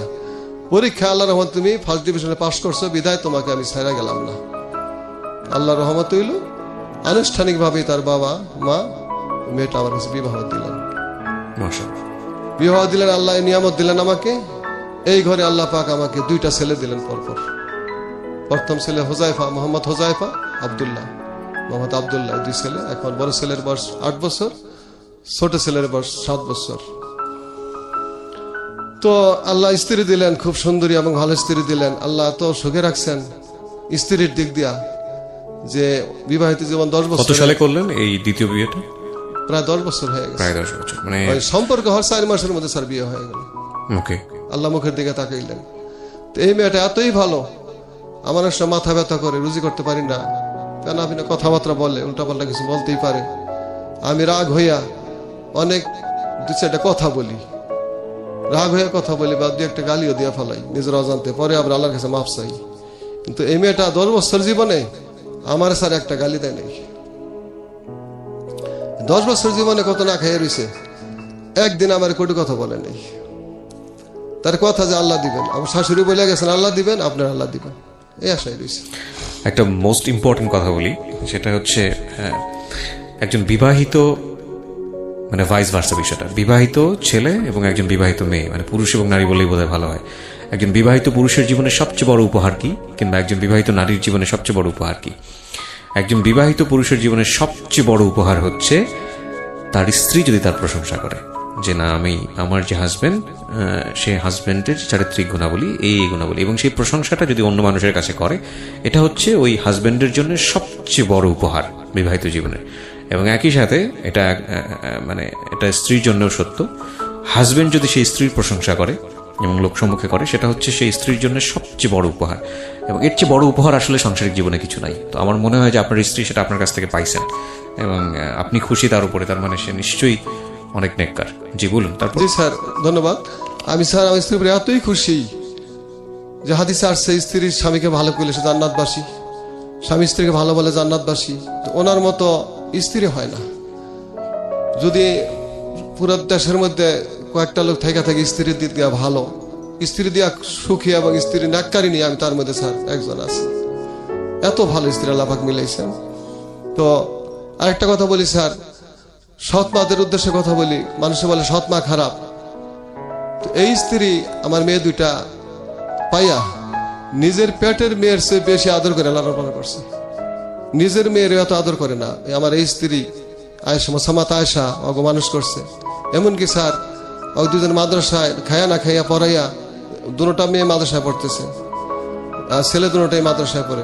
বড় মেয়েটা আল্লাহর রহমতে আমার স্ত্রীর উসিলায় কোরআন হাফেজ হয়ে গেছে আল্লাহর রহমতে, মাশাআল্লাহ। আর ছোট মেয়েটা হাফেজ পড়তেছে, বড় মেয়েটা কিতাবখানায় পড়ে, খরচ চালাইতে পারি না, সমস্যা।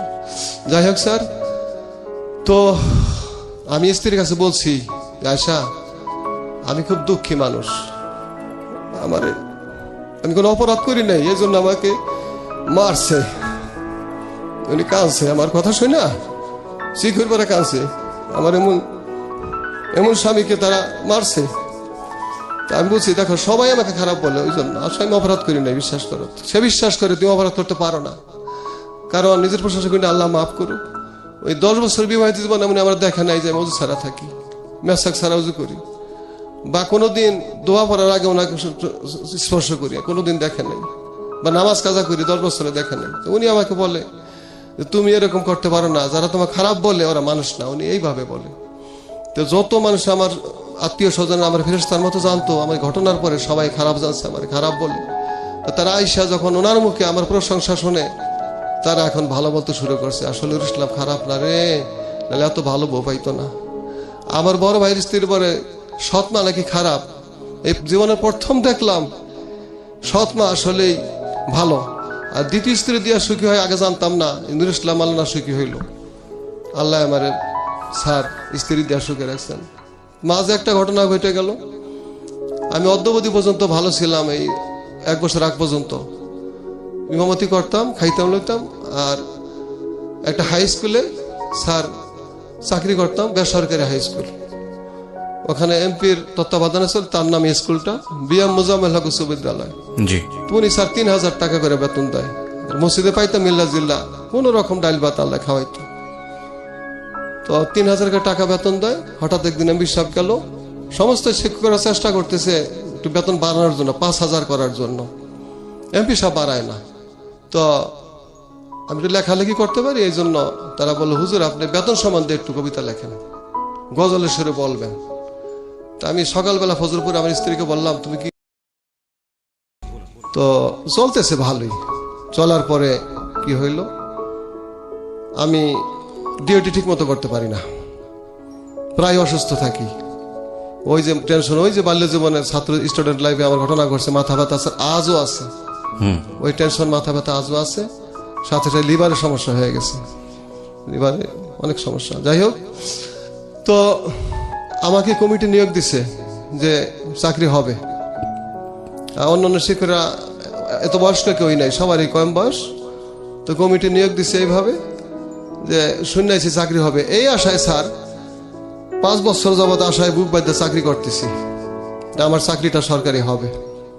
তাই গত 2 মাস আগের নিউজ যে আসলে চাকরি তো সরকারি হবে, বিভক্ত ঘোষণা হয়ে গেছে, কিন্তু যাদের বয়স 35-এর উপরে তাকে নেওয়া হবে না। আগে যে নিয়মটা ছিল, ওই কর্তৃপক্ষ নিয়োগ দিছে, ওইটা চলতো। এখন ডিজিট থেকে ওখানে সরাসরি শিক্ষক পাঠায়, একজন চলেও গেছে শিক্ষক। এখন চাকরিটা আমার ছাড়ার পথেই, তাহলে ওখান থেকে বাদ। আর মসজিদে আমার চাকরি এবার রমজানের 1 মাস আগের থেকে বাদ হয়ে গেছে, অসুস্থতার কারণে আমি করতে পারতেছি না চাকরি, খুবই সমস্যা। তো মোটামুটি চলতেছিল চাকরি। তো বিশেষ করে সকালবেলা ওই ফজর নামাজের পরে পোলাপান পড়াইতে হয়, ছেলে পেলে পড়াইতে হয়, ওইটা পড়াইতে পারি না, আমার মাথা টাচ করে ধরে দেয়, অনেক সময় হার্ট ফিল করি, যার কারণে আমি চাকরিটা করতে পারিনি। এবার তারাবির নামাজটা পড়াইতে পারি নাই, যার কারণে এরকম আল্লাহর কাছে কান্দাকাটি করা হয়। তো হঠাৎ 2 মাস যাবৎ ঘুমই আসে না ভালো করে। তো মোবাইল তো আমার নাই, এটা কম দাম মোবাইল আছে, আগের এটার মধ্যে ওই শোনা জানা রেডিও। তো অনেক কষ্ট ক্লাস করি আমার স্ত্রীকে একটা মোবাইল কিনা দিছি মাস 2 আগে। তো ইয়ারফোনে আমি শুনি আপনাদের অনুষ্ঠান, আমি শুনি, আমার খুব ভালো লাগে। ঘুম আসে না, কি করবো। তারপরে একদিন শোনার পরে ঘুম না আসার পরেও আমার ভালো লাগে। যখন আপনার অনুষ্ঠানটা পাই, যে কিবরিয়া স্যারের অনুষ্ঠানটা আমি পুরা না শুই না, আমি ঘুম আসবো না, ঢাকা FM 90.4, তখন এই শুনতে শুনতে নাম্বারটা মনে রাখতে পারি না, মাথা ব্যথা তো। এই নাম্বারটা আপনি দিচ্ছেন, 3-4 দিনের চেষ্টা করে আমি এক একটা মনে রেখে একসাথে কইরা মনে রেখে আপনাকে ফোন দিছি। ফোন দেওয়ার পরে এইভাবে আপনাদের এখানে আসার পথে স্যার আপনি অনুমতি দিলে বলবো। জি নিশ্চয়ই। আসার পথে স্যার হঠাৎ করে ভাড়ার টাকাটা যে নিয়ে আসবো, সেই টাকাটা আমার ছিল না। তো স্ত্রীর কাছে বলি, উনি দোয়া করে দিল, দান আপনি যান, এইখান থেকে আল্লাহ আপনারা চলার জন্য ব্যবস্থা করতে পারেন, আল্লাহ আমাদের ব্যবস্থা করতে পারেন, ক্ষমতা আল্লাহর। আমি বললাম ঠিক কইছো, ক্ষমতা আল্লাহর, আল্লাহর যদি রহমত হয়, দয়া হয়, আমার কিবরিয়া স্যারের দেখুন আমি এখানে কিছু হয়, আল্লাহর রহমত হয়, কিছু বলে আল্লাহ দয়া করবেন, স্যারে কথা বললে আল্লাহ দয়া করবেন বলে আসছি। নামাজ কইরা খাওয়া দাওয়া কইরা শুইছি।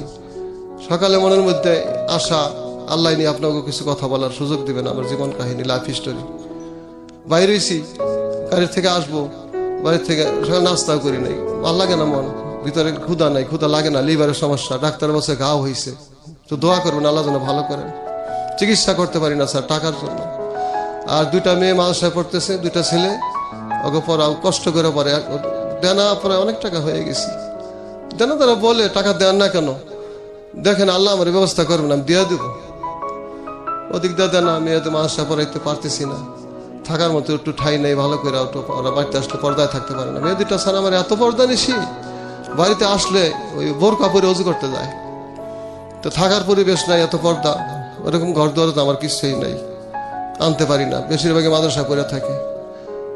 আর লিভারের সমস্যা ধরা পড়ছে মাস 1.5 আগে, ঘর কথা, ওষুধ খাইতে পারি না, দারু দরকার ওষুধ খাই স্যার। আমার স্ত্রী আমাকে আসার সময় গণ্য দিল 8 পদের ওষুধ, অল্প অল্প করে আছে, শেষ হয়ে গেছে, তাও বাকি আছি স্যার, ব্যাগে আছে 8 পদের ওষুধ এখনো।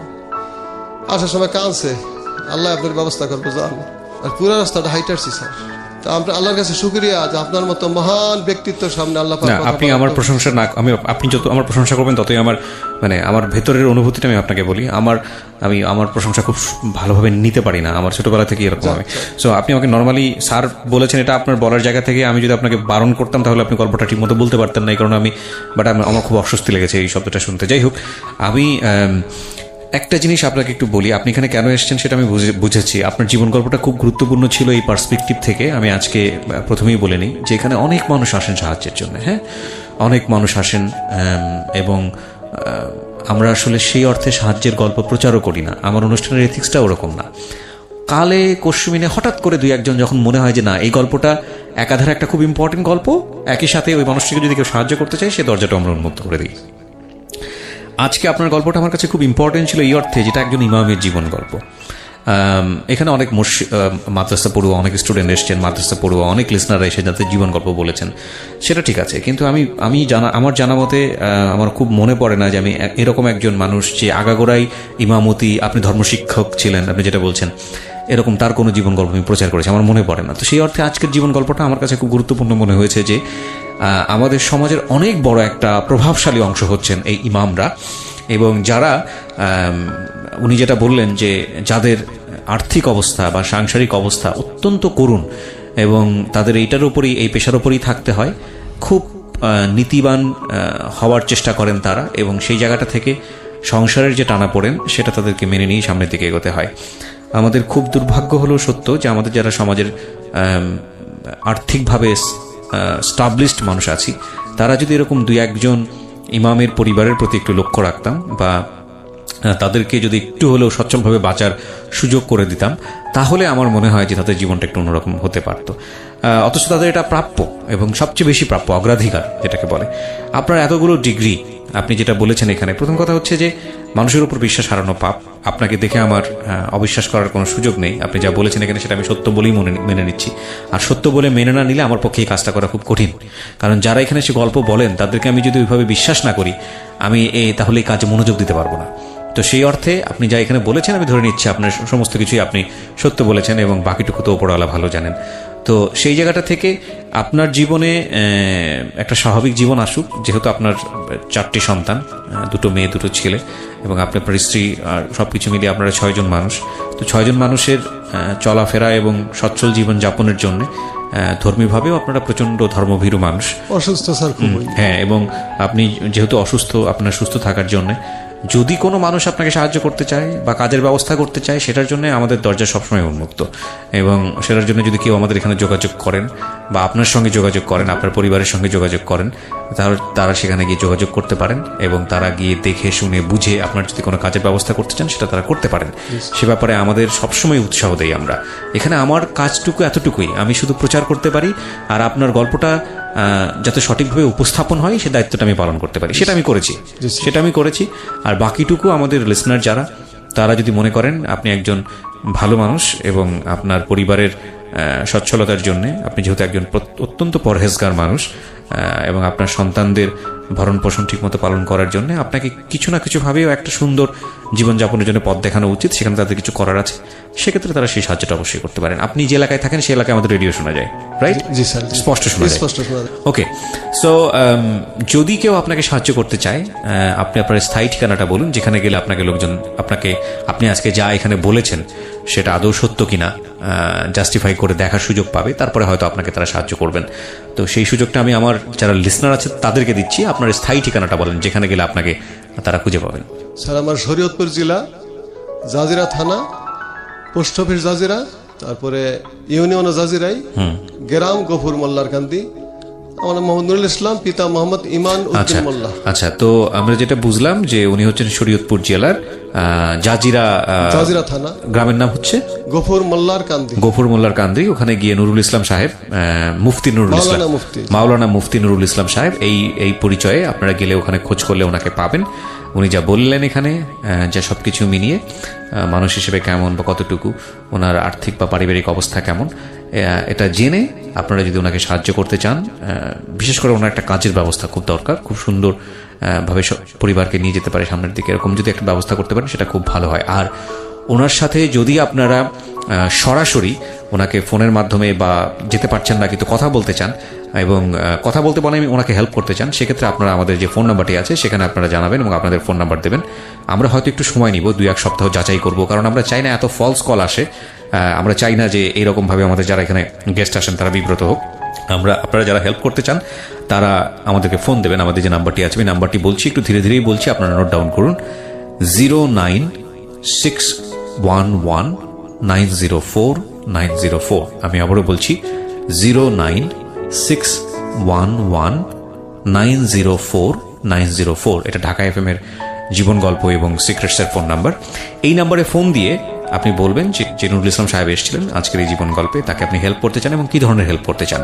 ওকে, আপনার ফোন নাম্বারটা দিয়ে দেবেন। আমরা যেটা করব, আপনাদের পুরো লিস্টটা করে আমরা নুরুল ইসলাম সাহেবকে এটা হ্যান্ড ওভার করবো। নুরুল ইসলাম সাহেব ব্যক্তিগতভাবে আপনাদের সঙ্গে যোগাযোগ করবেন এবং আমরা চাই যে ওনার পরিবার একটা সচ্ছলতার দিকে যাক।